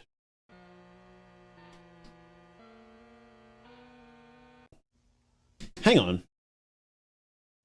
Please state your name. No longer in need of that angel to make my experiments work. Oh, no, next one. This one. What year is that? That can't be right, can it? 3033? So he was born in 1992, and then... Hang on. So it said that when he was 25, he got the Nobel Prize, and so 25 would be 2027, and then it said decades later he invented the angel engine. And so that would be, assuming it was 2 decades later, it would be 2047. So I guess they've been using the angel engine to, like, live for ages. Because otherwise, that wouldn't make sense otherwise, would it? No, it wouldn't make any sense. I guess he just wished to, like, live for, like, super long time. Huh. Okay. Yeah, okay, that makes sense. That makes sense. That makes sense in universe. All right, part 10. No, don't do that. God is dead, but his angel remains. God is dead, but his angel remains. Oh, this guy is now a character. That's weird. It's a little homoerotic, don't you think? He had it all. Intelligence, looks, fame. Like a Promethean titan, Dr. Jeff Ernstman single-handedly catapulted man into a new age, an age of miracles. His invention, the angel engine, may well go down as the most important scientific advancement in the history of humanity. But in light of his tragic passing at the age of 41, many now question, what will happen to this fabulous machine? Is there a successor to the former Nobel laureate, one who can take the reins and see this project through to the end? Or will the angel engine soon become a relic of the past, too advanced for us to understand without the guidance of the good doctor himself? In search for answers, many point to one troubling detail. Jeff Ernstman remains, quite stubbornly, deceased. Might this be an indication of the worst-case scenario? Are the scientists left at the second tower of Babel truly incapable of carrying on the great Ernstman's legacy? Well, yeah, because like, he can bring people back to life, so why haven't they brought him back to life? Vepelier says that it is an AI error. I don't think the guy can be bad enough to miss that. Oh, hang on. I've got it set to live chat. Why didn't that come through?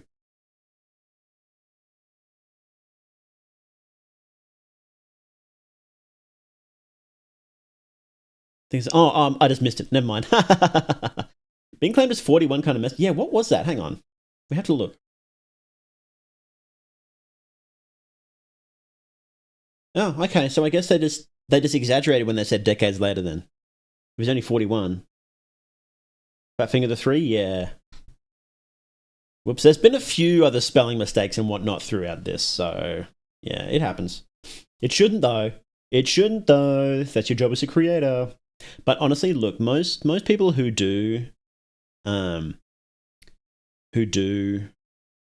horror are like kids and stuff, so we can cut them a little slack. Let's see. In an official, I guess it's official statement, Stephen Eckelbloom, the project's head spokesman, addressed the public directly, attempting to quench their thirst for answers. Since his passing, we attempted to bring Jeff back a multitude of times, but as it stands right now, the machine simply won't do it. As with all things, we believe this process may simply take some time. Nonetheless, the team and I are certain that eventually our dear friend will be brought back to us. Finally, Mr. Eckelbloom offered a more confident update on the fate of Ernstman's last invention.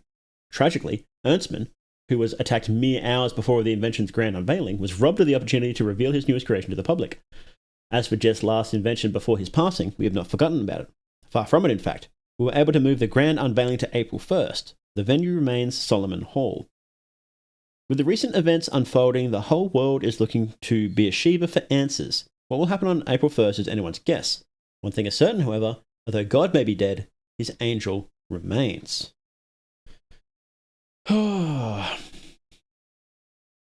Is this a real drawing? Or is this actually, has he actually started, like, because the style is different between the faces, but the look, the grid is too perfect. AI wouldn't be able to, maybe. AI might not be able to do this. There are some issues, but I don't think they're AI issues. I think someone actually drew this suit. Unless AI is good enough to do that and I just got rused. It is pretty tacky. Like, it doesn't look good, but I don't think AI did this suit. I think what they did was they got AI to do the outline and then someone actually filled that in.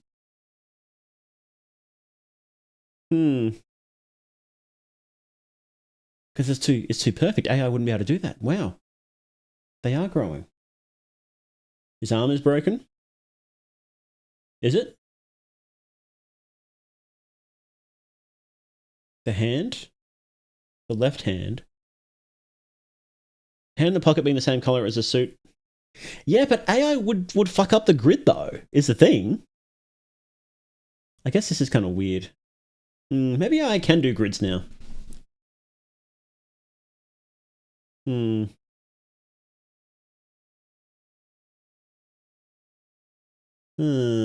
I don't know. I think this is an AI picture that someone edited, is what I think happened there. Because that's definitely AI, 100%. This one is probably AI as well. Anyway, don't care enough. Let's go. Next one. Watch anyway. Here we go. Is risen. He is risen. He is not here. Death is No. no longer no. No longer no. Greetings, ladies and gentlemen. We at the second Tower of Babel know how uncertain and ever-changing our world can be, and it is precisely for this reason that we wanted to take a moment to remind you all of the one constant that will never change. Over 2 millennia ago, our Lord and Savior Jesus Christ defeated death and uncertainty to bestow upon us the most important gift of them all, life everlasting and forgiveness of our sins. I know many of you are still shaken due to the recent events surrounding our dear Dr. Jeff Ernstman and are wondering as to why we keep postponing the big reveal.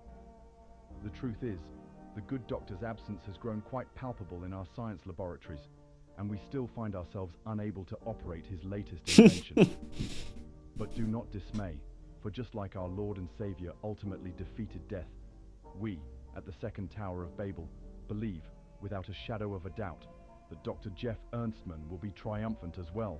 We will bring him back. Okay. In the meantime, we wish all of you a happy Easter, and always remember, He will rise again. They're making videos with the angel now. He's on the team. Risen. He's on the team. So obviously they're setting up for like a Jesus thing here, right? It's pretty obvious. That's a freebie. That's kind of a freebie with a series like this. So you know. Okay, next one. Oh lordy, what is that? Aren't you all scared of the hate you are getting for the unethical treatment of the angel? Yo tengo un angel que me protege de los envidiosos. I agree. I agree. I don't. I hope that's not something bad. I don't know what that means. I don't know what that means. Oh, but if this person isn't a native English speaker, that would explain all the small issues in the grammar and the spelling in particular. So we can cut them a little slack with that. I have an angel who protects me from the envious. Ah, okay. Do you think they're forcing him to read a script, or is the poor angel's mind already broken? I think he's just, the angel is just repeating those words because it's coming up to Easter. So they sort of knew it was going to happen, right? He will rise. You know? So the angel is just sitting there muttering, he will rise, he will rise. And they're like, yeah. let's just script around that, which is kind of funny, I think.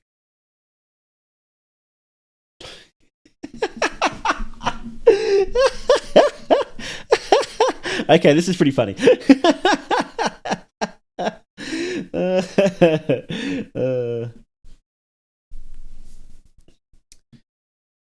It's kind of funny.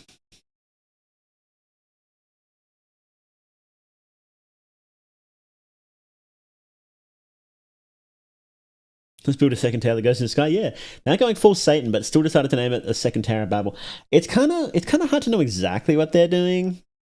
I feel like they're kind of going full Satan, just in a roundabout way. I guess we'll find out.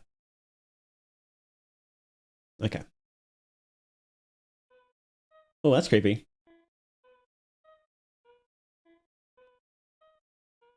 We like eyes here.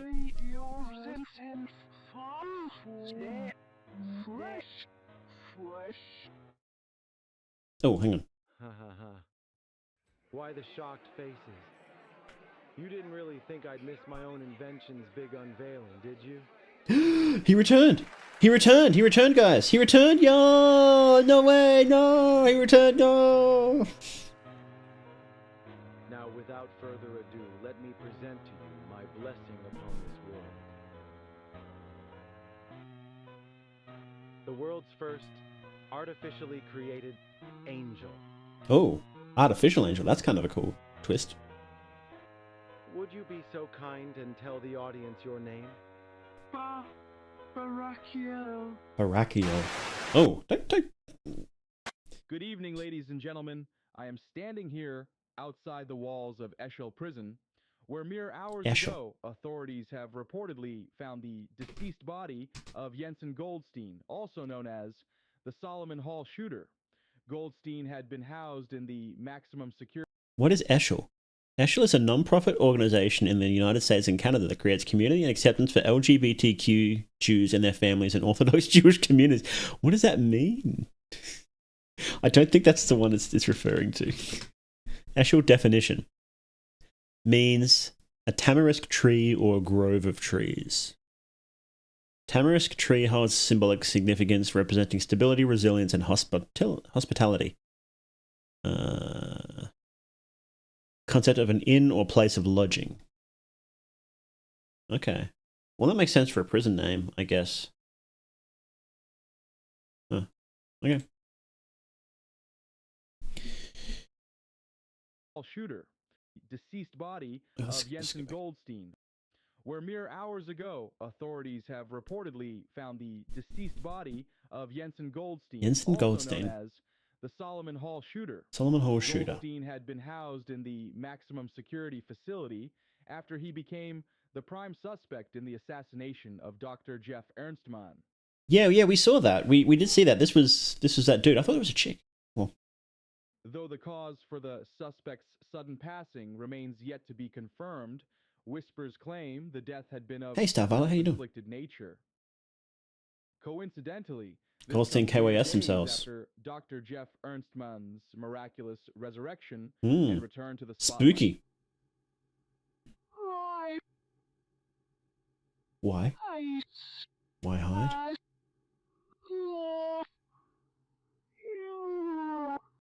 That's kind of creepy.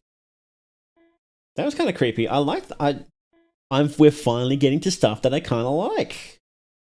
I kind of like that. And return to the spotlight.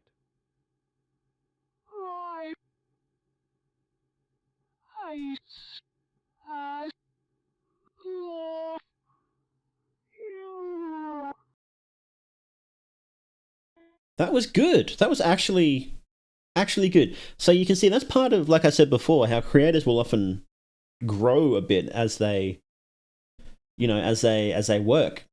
And it's been a while since he started, like a few months at this point when he started doing this. And, getting better and making stuff that's actually spookier. And even though it's obviously all AI art, he's even getting better at using the AI to make interesting looking things. So the series is definitely improving. No. Please, I hate these. I hate these things that are like using the generic music that TikTok gives you. It sucks. Stop doing it. Angel Engine wallpapers. Let's judge. These haven't been used in the thing yet, I'm pretty sure. The other ones, all the wallpapers were actually... Oh, no, not all of them. Some of them were. I heard you fed art from Dr. Nowhere into AI without permission. What does that even mean? The law says something about the right to sue. I'm pretty sure that's the law. That's it. Is it just like missing some comments? Why is it? Is this like in reverse order or something? It's missing comments. That's really annoying.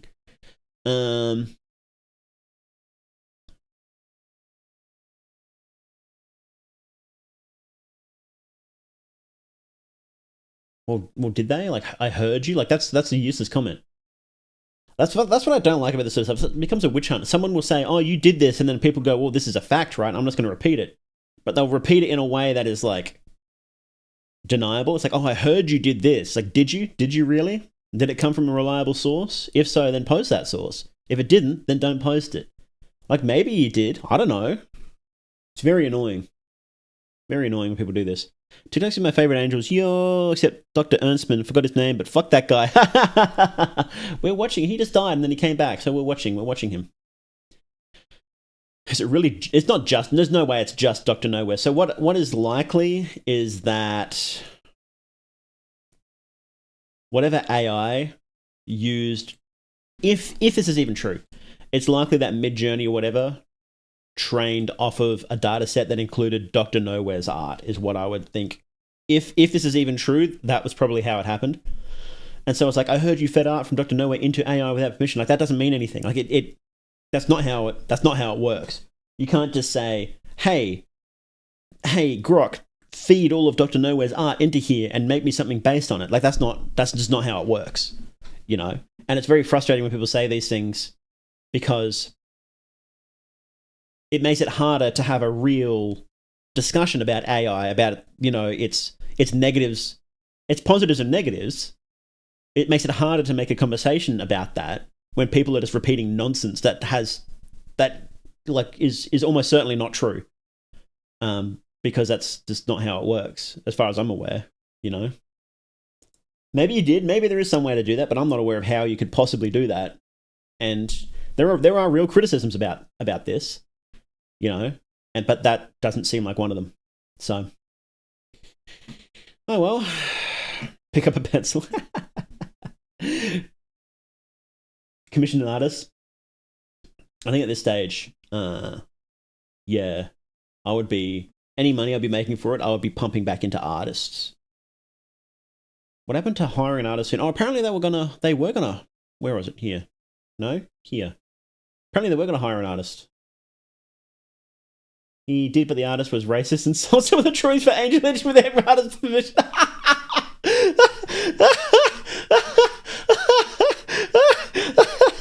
Oh man, the only way the situation could get worse. That's so funny. Oh, that's really, really funny. That's really funny. And there's people trying to have like a real discussion of what's happening in the law here. That's great. That's great. Much as I despise AI, got to make sure not to overestimate or underestimate what it can do. Exactly. And there's no point diluting the arguments with nonsense or stuff that you've apparently only heard vague information about.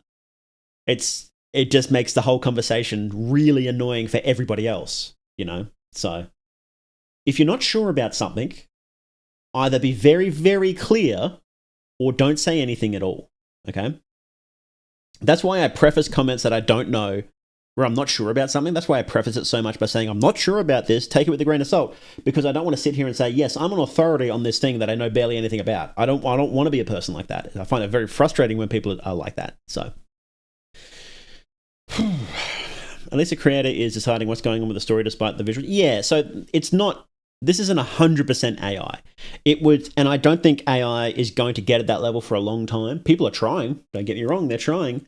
But at the moment, there's basically no process where you can say, punch in, make me a creepy story series for TikTok videos, and then it just spits out videos and uploads them for you, right? That doesn't happen. There's nothing like that at the moment.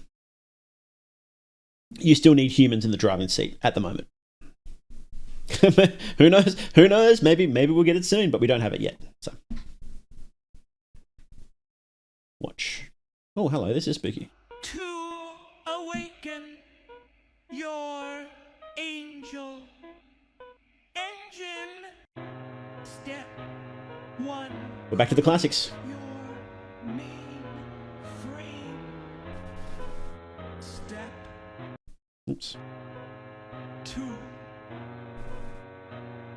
Prepare yourself Oh, okay. for what is about to commence. Step 3. Blade. Blade. Blade. Awaken the machine's hunger. Whoa, awaken. Jeff, did you hear me? Jeff? We okay, Jeff? How was it, being dead and all? Fuck you. Sorry, what was that, Jeff? I said fuck you. Now turn off that camera. He's Good great. one. He's great. I love him. Got me there. I'm not joking. Turn it off. I don't quite understand. He's an angry fella. You do know we are live, right? What are you doing? Stop it. Oh, we got jump scared by an angel. Jump scared by an angel. How to reckon creativity? Stop using AI. Stop watching it.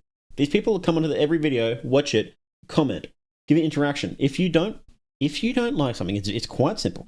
If you don't like a creator, the best thing you can do, unless you have like some information that can cancel them, of course, that's different.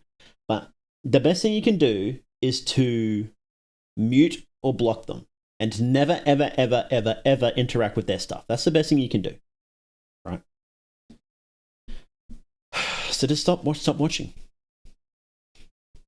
You can't sink a creator with just a comment like this because you don't like them. You can't. It's not going to work. You can't do it. You can't do it. If enough people like him, and again, it's not like, so it's not like the situation with like Illuminati where they're a genuinely bad person, and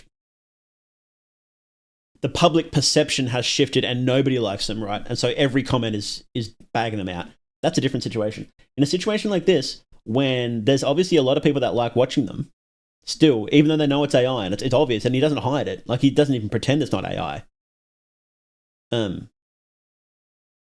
Just don't leave a comment like this. Just don't do it. All you're gonna do is get likes for yourself, which just translates to more juice in the algo for this video. So just stop. Bad press, exactly. Bad press is still giving it press. There is like a maximum amount where it actually will affect them, but just doing it here like this is not gonna hurt them whatsoever. So just don't. Right. So if theoretically you didn't like my streams or my content, the best thing you can do is to never interact with it. Don't even dislike it. If you dislike it, that still juices it in the algo. Don't even do that. Don't comment. Don't interact with it. Nothing. People, I don't know. I don't understand how people still don't get it. I just don't understand how they don't get it. It's crazy. It's crazy. Anyway, let's keep watching. Listen to me. You are in great danger.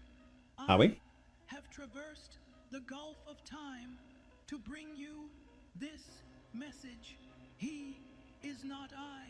You do not possess the means to restrain him. He will break free. He will destroy you.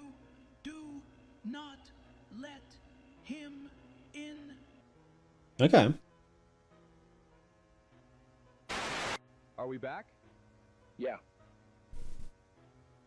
My apologies, ladies and gentlemen. We have encountered some technical issues, but I believe the problem has been resolved now. They call... Are the voices AI too? Yes. The voices are, as far as I'm aware, AI too. They're pretty good though. They're not. You can still tell, but they're a lot better than they used to be. They used to be like even like a year or two ago. They were so bad. I love it when I go to work at my science laboratory. That is like the evil demon tower in the middle of the desert. That's what I love. It's great. Human rights. Cats have more rights than the poor Ranger. That's true. Angels deserve human rights. Oh, Gabriel, now dawns thy reckoning. So true. Something funny happened on Instagram. accounts of the guys behind Angel Engine and Dr. Nowhere. Apparently Dr. Nowhere, creator of the board one, wanted to make something similar, but he saw this. Oh, okay. So they had a little bit of a beef, did they? Well, that's actually kind of a similar... It's not too dissimilar with the board one story, is it? You know, or heaven and, you know, fake angels and whatnot. So I can see some kind of similar tangential, you know, parallel evolution, you might say. Convergent evolution, maybe, even. I can see that. I can see that. They call it the second Tower of Babel, but will the mega complex standing behind me really spell doom for humanity, or will it catapult our species into the future? The testing ground, housing a total of 200,000 workers, has been erected here, in the Negev desert, with the goal of testing a new state-of-the-art technology scientists have dubbed the Angel Engine. This is some really amazing stuff.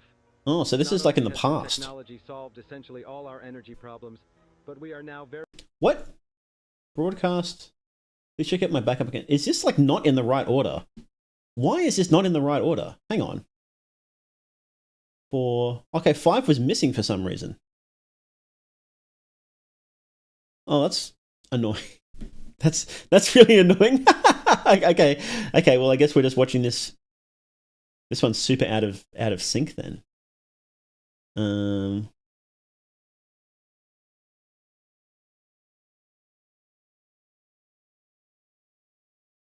Okay, so we're like halfway through, I guess.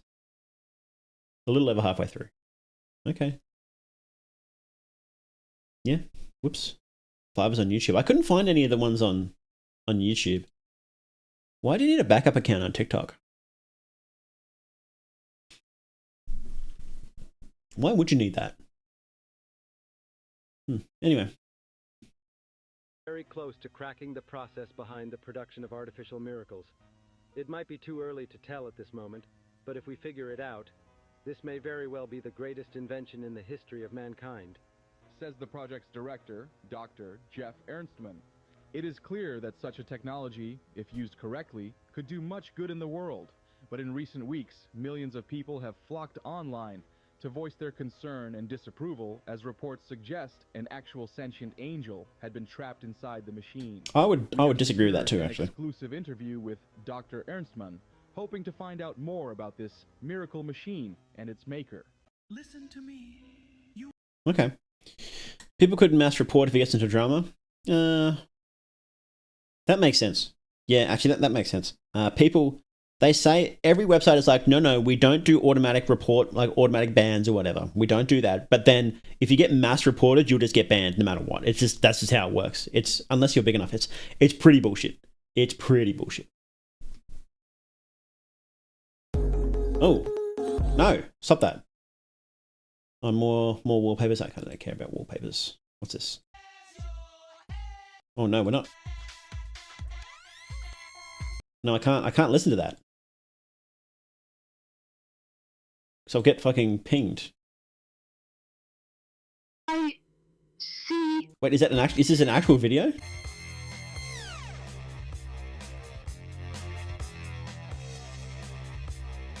Is this an actual... Here we go. I see your spirit. I see your flesh.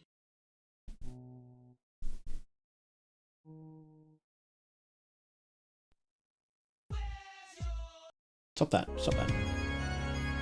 Okay, we're back here. Haven't we seen this one? No, okay, we haven't seen this one. May 6th, 2033, Beersheba, Israel. Over a month ago, Dr. Jeff Ernstman was declared dead after falling victim to a terrible assassination ploy.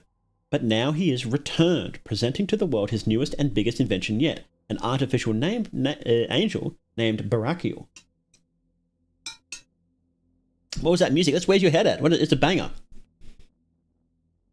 Doesn't the series have an actual artist working for it now? I don't know. So far it's been AI. Somebody said he did have an artist, but they turned out to be racist and selling the art that he shouldn't be selling. So we had to get rid of them, and I don't know if he does have one now. So, the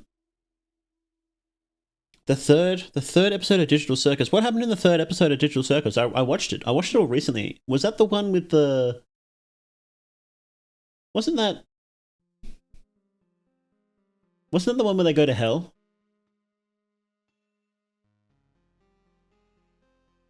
I don't. What does that have? You'll have to tell me what that has to do with this premise. With previous attempts to resurrecting the brilliant scientist having gone fruitless, much of the public have been left wondering about the exact circumstances which facilitated his sudden return. Now, Jeff is back, and doing what he loves best, making headlines. After his unannounced return sent shockwaves through the scientific community, the world's most famous man made an appearance on the Barry Donovan Show, aiming to dispel rumours and set the record straight. The interview started off like on a composed note, but was abruptly cut short after Donovan posed a simple question to the world-renowned scientist. How was it? Being dead. This seemingly harmless question was all it took to send Jeff Ernstman into a frenzied state of fury at his interviewer and former friend. As the segment reached its boiling point, Dr. Ernstman demanded the cameras be turned off. After his request was denied, the man who returned from the dead took matters into his own hands, seemingly ordering his newly adopted artificial angel to destroy the camera, and in return, halting the program. Though the footage of the interview had surfaced soon after it was live on TV, it now appears the internet has been fully scrubbed of any recordings.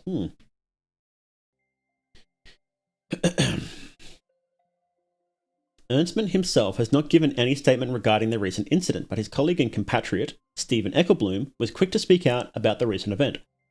Dr. Jeff Ernstman's recent actions were unacceptable, and we, at the Second Tower of Babel, want to apologise deeply to anyone who had witnessed his poor behaviour. Nonetheless, we hope you can understand and forgive our good friend. As you can imagine, having fallen victim to such a heinous assassination attempt, Jeff had been subjected to a lot of stress recently, but I can imagine he's under a lot of stress. He's like he was dead. Of course he was.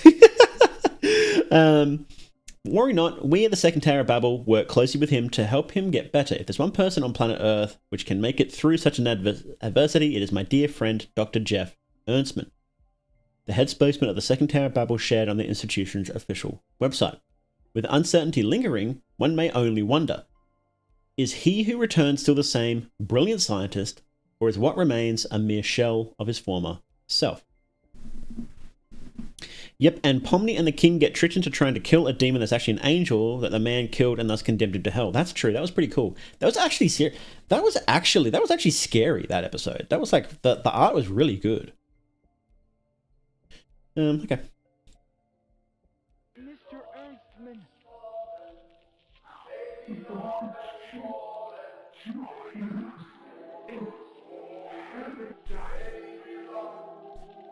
That's kind of cool.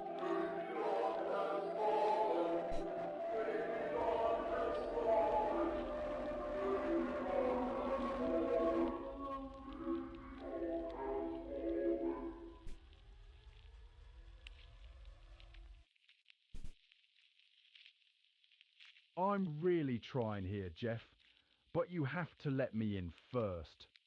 No one can help you unless you want to be helped. You have no idea, Stephen. You can't help me. You can't help yourself. You can't help anyone. Now, my eternal rest is no more. Now, my mortal wound spreads. Ugh. Now, Babylon has fallen. Now, I am.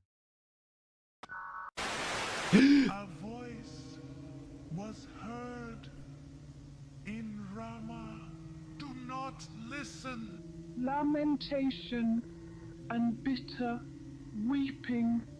Rachel weeping for her children. Refused to be Chainsaw Man influence, I can see that. Yeah. for her children because they Were no more. So are there 3 angels? of God. Ah. Won't you end my suffering? Okay.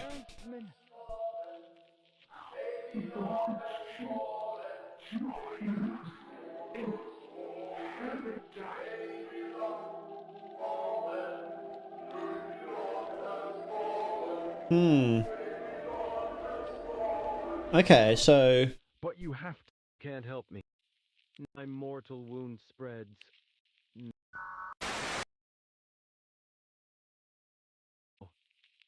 Babylon has fallen. Now I am. no. No. I am. Okay, got it. Okay, listen carefully. Okay, so this is the emergency thing that showed up earlier, right? So I guess this is the timeline. He builds the angel engine, he gets shot, and then he builds the artificial angel, then he gets shot, and then he comes back and he reveals it. And then the artificial angel causes the apocalypse. And then, after that, Bitter. you've got the hero wandering around, and he finds the angel engine.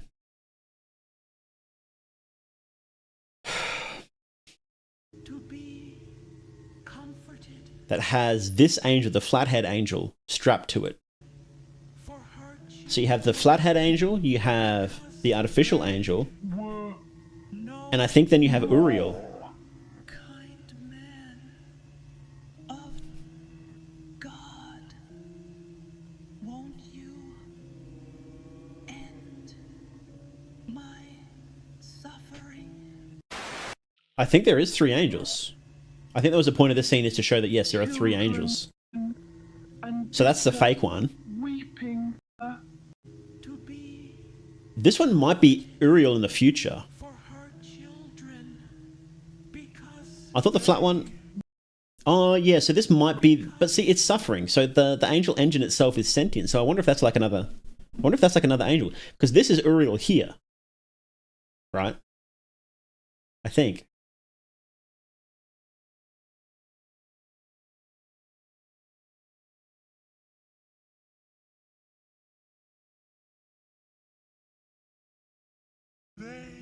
Were no more. kind man of God. But yeah, I thought this was the angel engine, but maybe it's... End my suffering. Maybe it is an angel as well. I don't know. It's kind of... I'm kind of getting confused here, guys. We'll have to make a... We'll have to watch an Angel Engine 2004 explained, I think. Anyway. Maybe we're getting explained right now. Where is Jeff? Oh! Yeah, so that's Uriel in the Angel Engine there. And this is the new... What was the new one? What was the new one called? I've forgotten what the new one's called. What are you doing? You want to know what I'm doing? I'm playing Block Blast. Is what I'm doing. Now be quiet. I'm trying to break my record. Is this an ad? Is this an ad? Okay. Block blast, you say? Can I play too? No way. No way. Right now, I have to break my record. Barakiel, that's it. This is an ad, isn't it? Are you winning? Is it lore as well? It's a real game, yeah. Tell you what, this does look like quite the nifty game. This is so funny. I know, right? It's the only reason I've been able to stay sane in here. Download Block Blast today.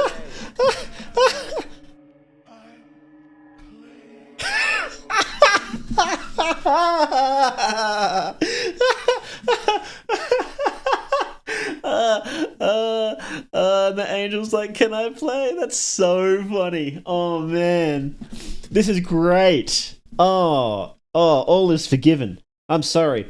That's the funniest thing I've seen in like weeks. Oh man. Do you want to get zapped again? Thought so. Oh, look, I'm willing to forgive a lot for a bit that good. That was a really good bit. Man, he would have been paid so much for that too. That's so good. Get your bag, King. Get your bag, King. Yes, you, Angel Engine guy. Get your bag. Wow. Amazing. There's no shows where they started advertising cigarettes. Yeah. Oh man. This is all canon, by the way. Dr. Jeff Ernstman loves playing Block Blast, so yeah. How bad's the pain from 1 to 10? 10. Good. Good. This one's good to go. What do you say? Greetings, ladies and gentlemen. In the last weeks, whispers of a new invention at the hands of Dr. Jeff Ernstman and the Second Tower of Babel have made... Do you have any games on your phone? Yes, I do. But get inside the box. the rounds. Soldiers of steel, imbued with energy from the Angel Engine, dubbed the Angel Core. Angel Core, let's go. Today, these whispers are no longer mere rumors. Joining me is Stephen Eckelbloom in an exclusive interview about the tower's newest invention. Thank you for joining us today. He has gotten a lot better at using this AI, hasn't he? It's a pleasure to be here, Russell. As you can see, ladies and gentlemen, one such machine is standing behind us at this very moment.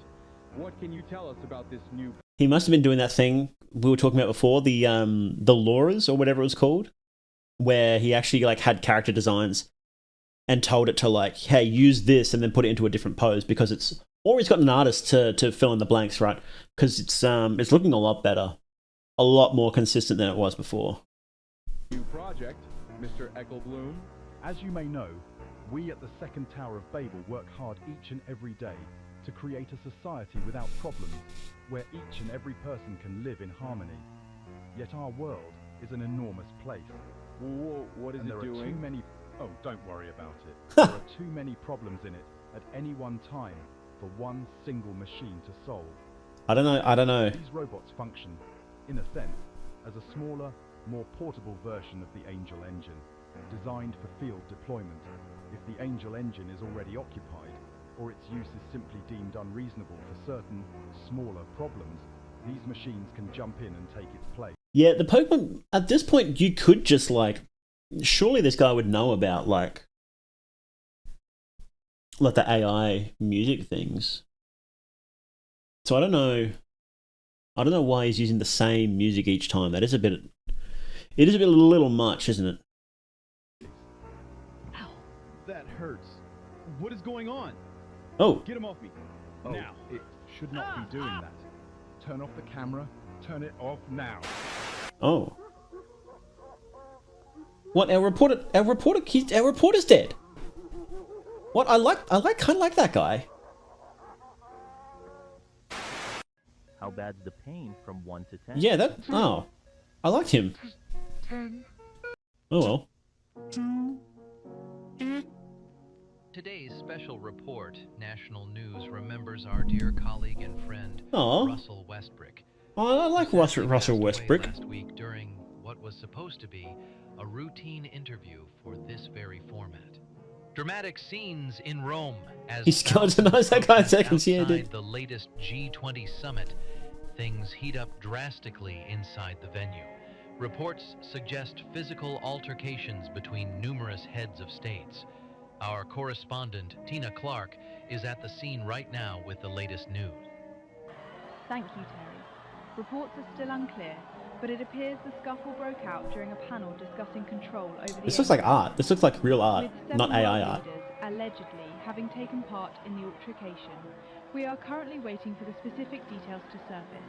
In the meantime, I would like to draw attention to the crowd behind me. As you can see, thousands have gathered here in protest of the Angel Engine, demanding stricter regulations regarding its usage and the development of new technologies.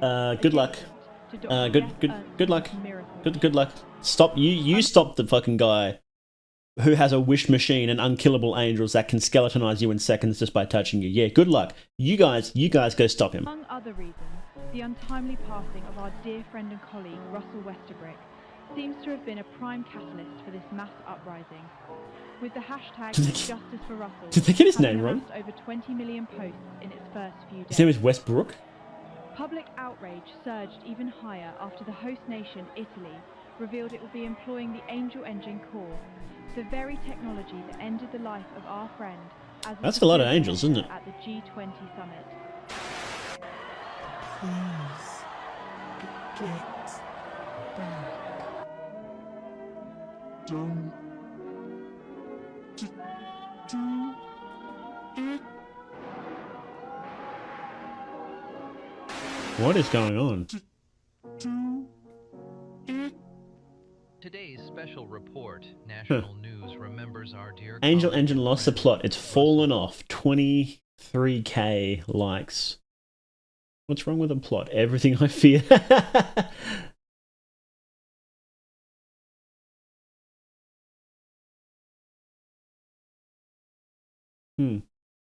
There is a robot army. That's a lot of and they're like powered by like god energy, angel energy. That's pretty scary. Let's keep watching. So that was episode 16. How many do we have left now? 16. Oh, only one real episode to go, and then Angel Engine merch. Oh, the merch is like brand new. Okay.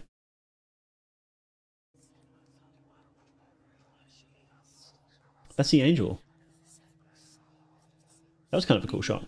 Afraid, I have come to help you. What are you talking about? All this was your idea. I don't give a damn. I'm not doing any more of these ads. Are you slow? We've got contracts to fulfill. I spit on your stupid contracts. You listen here, Base. Earthman. Me help. Shut. You are the salt of the earth. Don't believe for a second that this is an angel. I have information from inside the tower. I know about the interns going missing, about the inhuman experiments, and I will prove it to you soon. They are housing the Antichrist. What do you reckon, Chad? Is it the Antichrist? It might be. It might be. Show, ladies and gentlemen, with the recent controversies surrounding Dr. Jeff Ernstman, Stephen Eckelbloom, and the Second Tower of Babel, many have begun questioning their true intentions. Critics have multiplied, and each day their voices become louder and louder. As the founder of the Yellowcoats, the largest anti-angel engine movement in the world, today's guest has become somewhat of a celebrity amongst these critics. Please welcome Jamie Dubois. First of, thank you for joining us today. Thanks for having me. In recent weeks, you have made quite the headlines, particularly due to your movement's signature yellow raincoat uniform, causing many news outlets to accuse you of championing Jensen Goldstein, the would-be assassin of Dr. Jeff Ernstman. What do you want to say to this? Jensen is a hero. Wow. That's what I That's think hardcore. about that. He died in the service of humanity, and we should all aspire to have the guts to pull something like that off. If everybody was ready to lay down their life for the truth, we wouldn't be in this situation. And while we are on the topic of dying, I am 100% certain he did not kill. This is a special bulletin brought to you by National News. Please listen carefully. Please listen carefully. Good evening, ladies and gentlemen. We have just received word from the Second Tower of Babel. The second tower. The second tower was hit. No.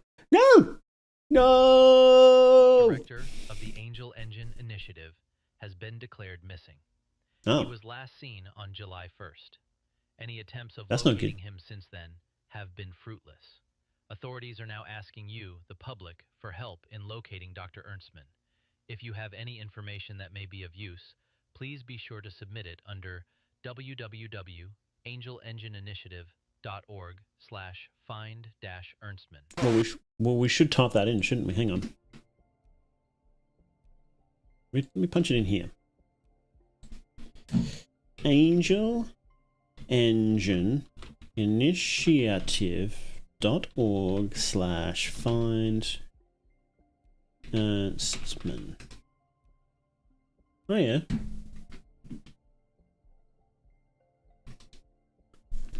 Here we go.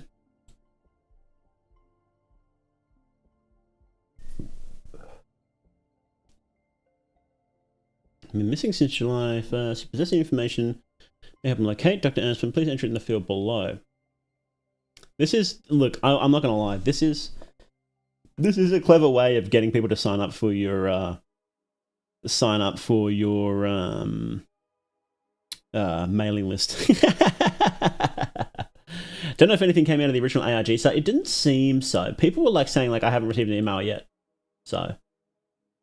But if salt has lost its taste, how shall it become salty again?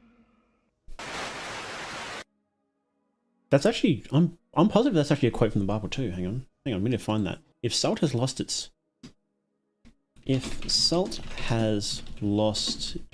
flavor. Yeah, Matthew 5:13.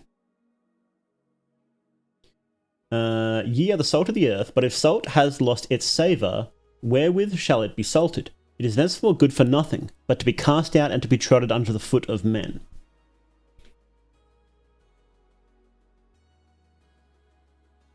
Basically saying that like you're important, but if you're not useful, you are going to be thrown out. Okay. Please help us. Greetings, ladies and gentlemen. My name is Stephen Ecclebloom, and I Hello, am Steve. the spokesperson of the Second Tower of Babel. As most of you may know by now, our brilliant director, Dr. Jeff Ernstman, has gone missing without a trace, and we have been working around the clock to locate him and bring him back home safely. However, these efforts have grown rather expensive, hence why we are turning to you for help, dear viewer. If you want to see Dr. Ernstman's save return just as much as we do, please consider supporting our cause by ordering our Angel Engine merchandise. All you have to do is head to www.unearthlystore.com. Thank you. That's kind of funny. He got an artist now, apparently. No more AI. Starting next episode, or the one after the next one, it will be all hand-drawn. The episode is already in production, but I may post one last AI episode before that one. Okay. Interesting. Will the audio be AI? That's a good question. Did he answer that? I don't think he's answered that. But this is the way to go about it, I think. Is once you actually start building up, building up a bit of buzz, people watching it, and especially if you have money coming in. That's the thing, right? It's expensive. It can be really expensive, especially artists won't do it for free. Maybe you'll get some voice actors to do it for free. Maybe. But artists, no shot. If you need any sort of quality, you're not getting one for free. It's just not happening. But when you're actually got like merch coming out and you're making a bit of money and then you roll that back in, you start hiring artists and whatnot, that's the way to go about it. So no, that's really good. That's really good. Yeah, I think that's the way to do it in my opinion. Oops. Making it out of the tower with this one. That's funny. I am asking what the boy's name is trying to save Uriel. You'll see soon. The boy will get a lot of screen time very soon. Was this like really like? Did this like just come out? Like 8 hours ago. Yeah. Okay. So we actually just caught this. What are the views like? I wonder. Let's see. How are the views going? So 6, 10, 7. That's the original one, so that kind of doesn't count. Part 4, 30 million. That's big. That popped off, didn't it? 7, 9, another 30. That was a big one. 3. Oh, that's a favorite. That one doesn't count. 10 million. Is it declining though? Someone said it was declining. 4 million for the full episodes. 4 million. 3. 2. 14 for Angel Core. That one popped off. Golly. Goodness gracious. That's some big numbers. 4 million. You're the Salt of the Earth. When did that one come out, actually? 2 days ago. Interesting. I don't know what the trend is on. I imagine it takes a few days to actually take, it's You probably shouldn't judge numbers until, like, at least on YouTube, it's hard to judge numbers properly until, like, the 7-day mark. After the 7-day mark, you can start to get a good handle on how well a video is going to do. After a month, that's sort of like the point where you can really solidly judge. It's very rare to get a big spike in views after a month. After a week, it's very uncommon, but after a month, definitely, it's very, very rare to get a big spike of views. So that's when you can say this is how well the video has done. Has been like a month, right? I don't know. I imagine it's something similar on TikTok. I don't really know specifically though. I used to upload TikToks, but on my clips, but I stopped really clipping, so I don't really upload onto TikTok anymore. But I would imagine that you wouldn't really judge it until like a week or two later, you know? Like, how long is this one? When did this one come out? 6:20. There's a long time between episodes, isn't there? Like a couple of weeks for like a TikTok. I would have thought that it wouldn't take that long, but hopefully the merch helps paying the artist. Yeah, that should be good. That should be good. Art is hard. It is hard. It is, you know. And even when you say like just pay an artist, it's like, well, that's a lot of work. That means a lot of money and a lot of time. So that's just how it is, you know. Thanks for introducing me to the Labyrinth of the Demon King. I'm very, very glad that people got introduced to it through my video, because I want more people to play it. Because it's definitely my indie game of the year so far. I don't know about my game of the year full, and of course, obviously the year's not even over yet, but yeah, it's my indie game of the year so far. I really like it. But yeah, so what do you guys think about Angel Engine? I think it has some interesting ideas. I can see why it is controversial, because it's really unashamed about using AI. But it is good that he's turning it around and putting that money back in. So that's really good to see. That's really good. It's just really, really funny that he got a Block Blast sponsorship. That's so funny. I've never seen that before. I've actually never seen an analog horror series with a sponsorship like that. The most I've seen is like they have plushies or their own merch, right? But like a Block Blast, that is fucking hilarious. I love it. That's so good. Has a lot of potential. Yeah. I would agree. I want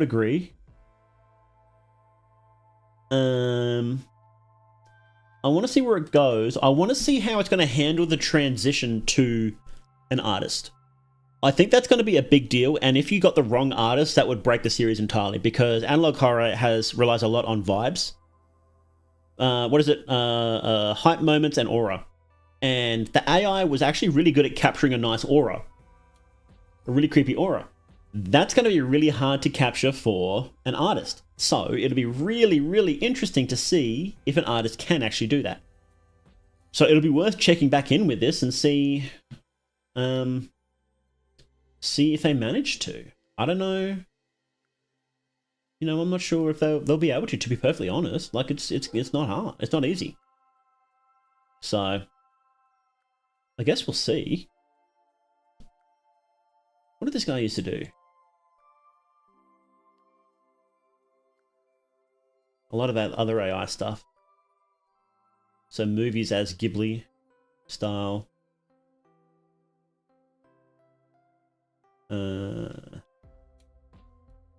Doing it for a while, huh? Dunwich horror, anime.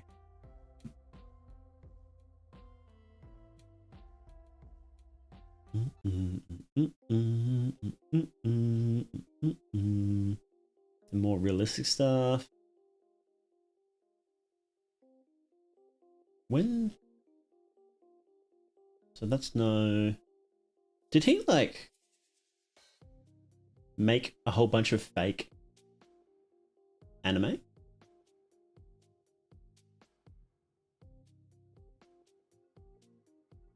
It's kind of neat. I think you can make some fun stuff with AI. Would it be better if it was actually drawn by a person? Sure.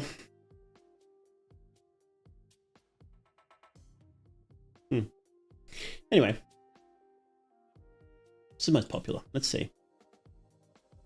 And this one. This one is the most popular? Huh. Okay. Anyway, yeah, I liked it more than I expected, to be honest. Because a lot of people are saying it was just AI slop, but there was a bit of AI slop. There was a bit sloppy, but I've seen worse. I've seen worse analog horror than this, that's for sure. Yeah. And I'm particularly interested in how he's going to go with actually getting a real artist in there. That'll be something to really watch. If that bombs, I think you will see people being very careful about transitioning to an actual artist from using AI, which will be bad for everybody. So I hope he gets it right. I really do. And just for his own series, you know, because I would hate to see the series get, you know, bombed because, you know, the artist wasn't good enough or something like that. So, but that's a direction issue, you know. It's a director. As a director, it's entirely in your hands. So, Slop doesn't have this much work put into it. No, there is a lot of effort. So even from the start, you can tell there was a lot of effort put into it, which helps the case. You know, it's clear that, especially as it went on, it's clear that he cares a lot about the series and trying to make it as good as he can.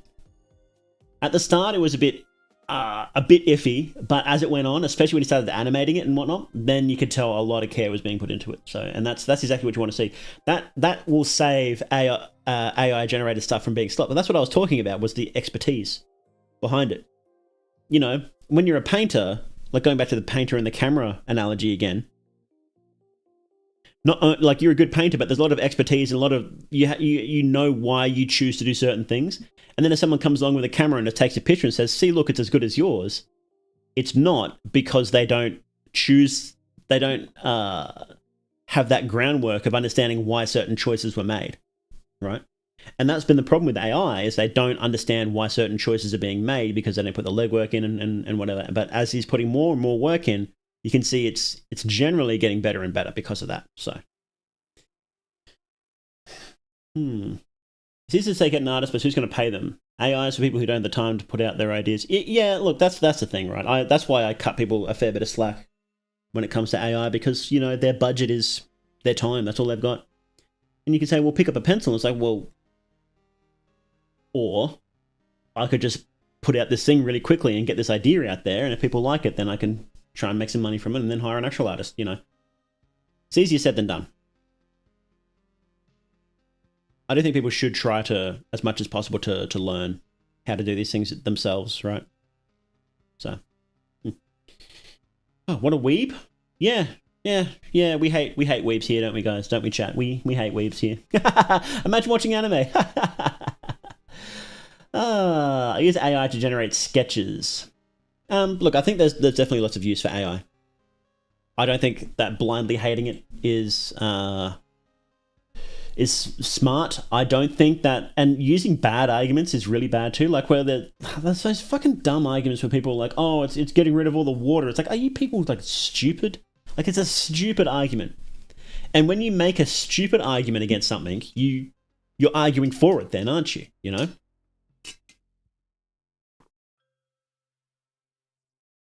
Like, you know, it's just, hopefully we find a way to live with that. We will. We absolutely will. There's going to be some teething issues for sure, but in the long term, we will definitely find a way to work with it. Absolutely. While he's been doing this, has he been doing anything else, I wonder? I think it's just been Angel Engine for a while. Yeah, after he hit Angel Engine, he was like, yeah, we're doing it. So he dropped... Stop that. Stop that. Go away. Can I see the description, please? Where is the description here? Okay, why was that different? That's so bizarre. 114, and Angel Engine was 115 the day after. That's part 2. When was part 1? Here? Part 1. How to cage an angel. How many views does that have? Can you show me? Yeah, okay. Well, no, it doesn't show views, does it? 400k. So it looks like it pivoted pretty quick. Yeah, and that was the right decision. All right. I'm gonna fall like the red dude from Funga. Yeah, it happens a lot. All right, guys, we might wrap up here for today then. Sorry this is a bit of a shorter stream, and sorry it's been so late, but yeah, thank you all very much for watching. Let's finish off the video first, huh? Hey, how you doing? How you doing? Whoop, get real. Whoop, get real. Whoop. Thank you guys very much for watching. You've been watching Mythonics Live, hosted by More They Duke, and remember, you're never alone in the dark. Ooh, spooky. Okay, that's the recording done. Take your meds, go back to 2D, yeah. Yeah, okay. So, yes, the next stream will be on Sunday again. I might figure out a different time to actually stream. I think I prefer... I don't know, we'll figure it out. We shall figure it out. I feel like I have more energy if I stream in the morning, though, is the thing, and I can't during the week. Because there's other things on that I got to do. But I can stream in the morning on Sunday for me, which is Saturday night for you guys, which is why I like doing it so much. But we'll see. We'll figure it out. We'll figure it out. I feel like I had enough energy for today. It's a shorter stream, but I would just do 2 streams instead of one big one, which I think might be better anyway. Well, we'll think about it. We'll think about it. We'll chew on it. We'll think on it. All right, guys. Thank you very much. I hope you had a good evening. This must be pretty late for you guys. Yeah, it is late for you guys. Like 2 a.m. That's crazy. That's crazy. Yeah, and I'll see you guys later. Bye. Oh no, I gotta do the thing, don't I? Let's get some spooky music on.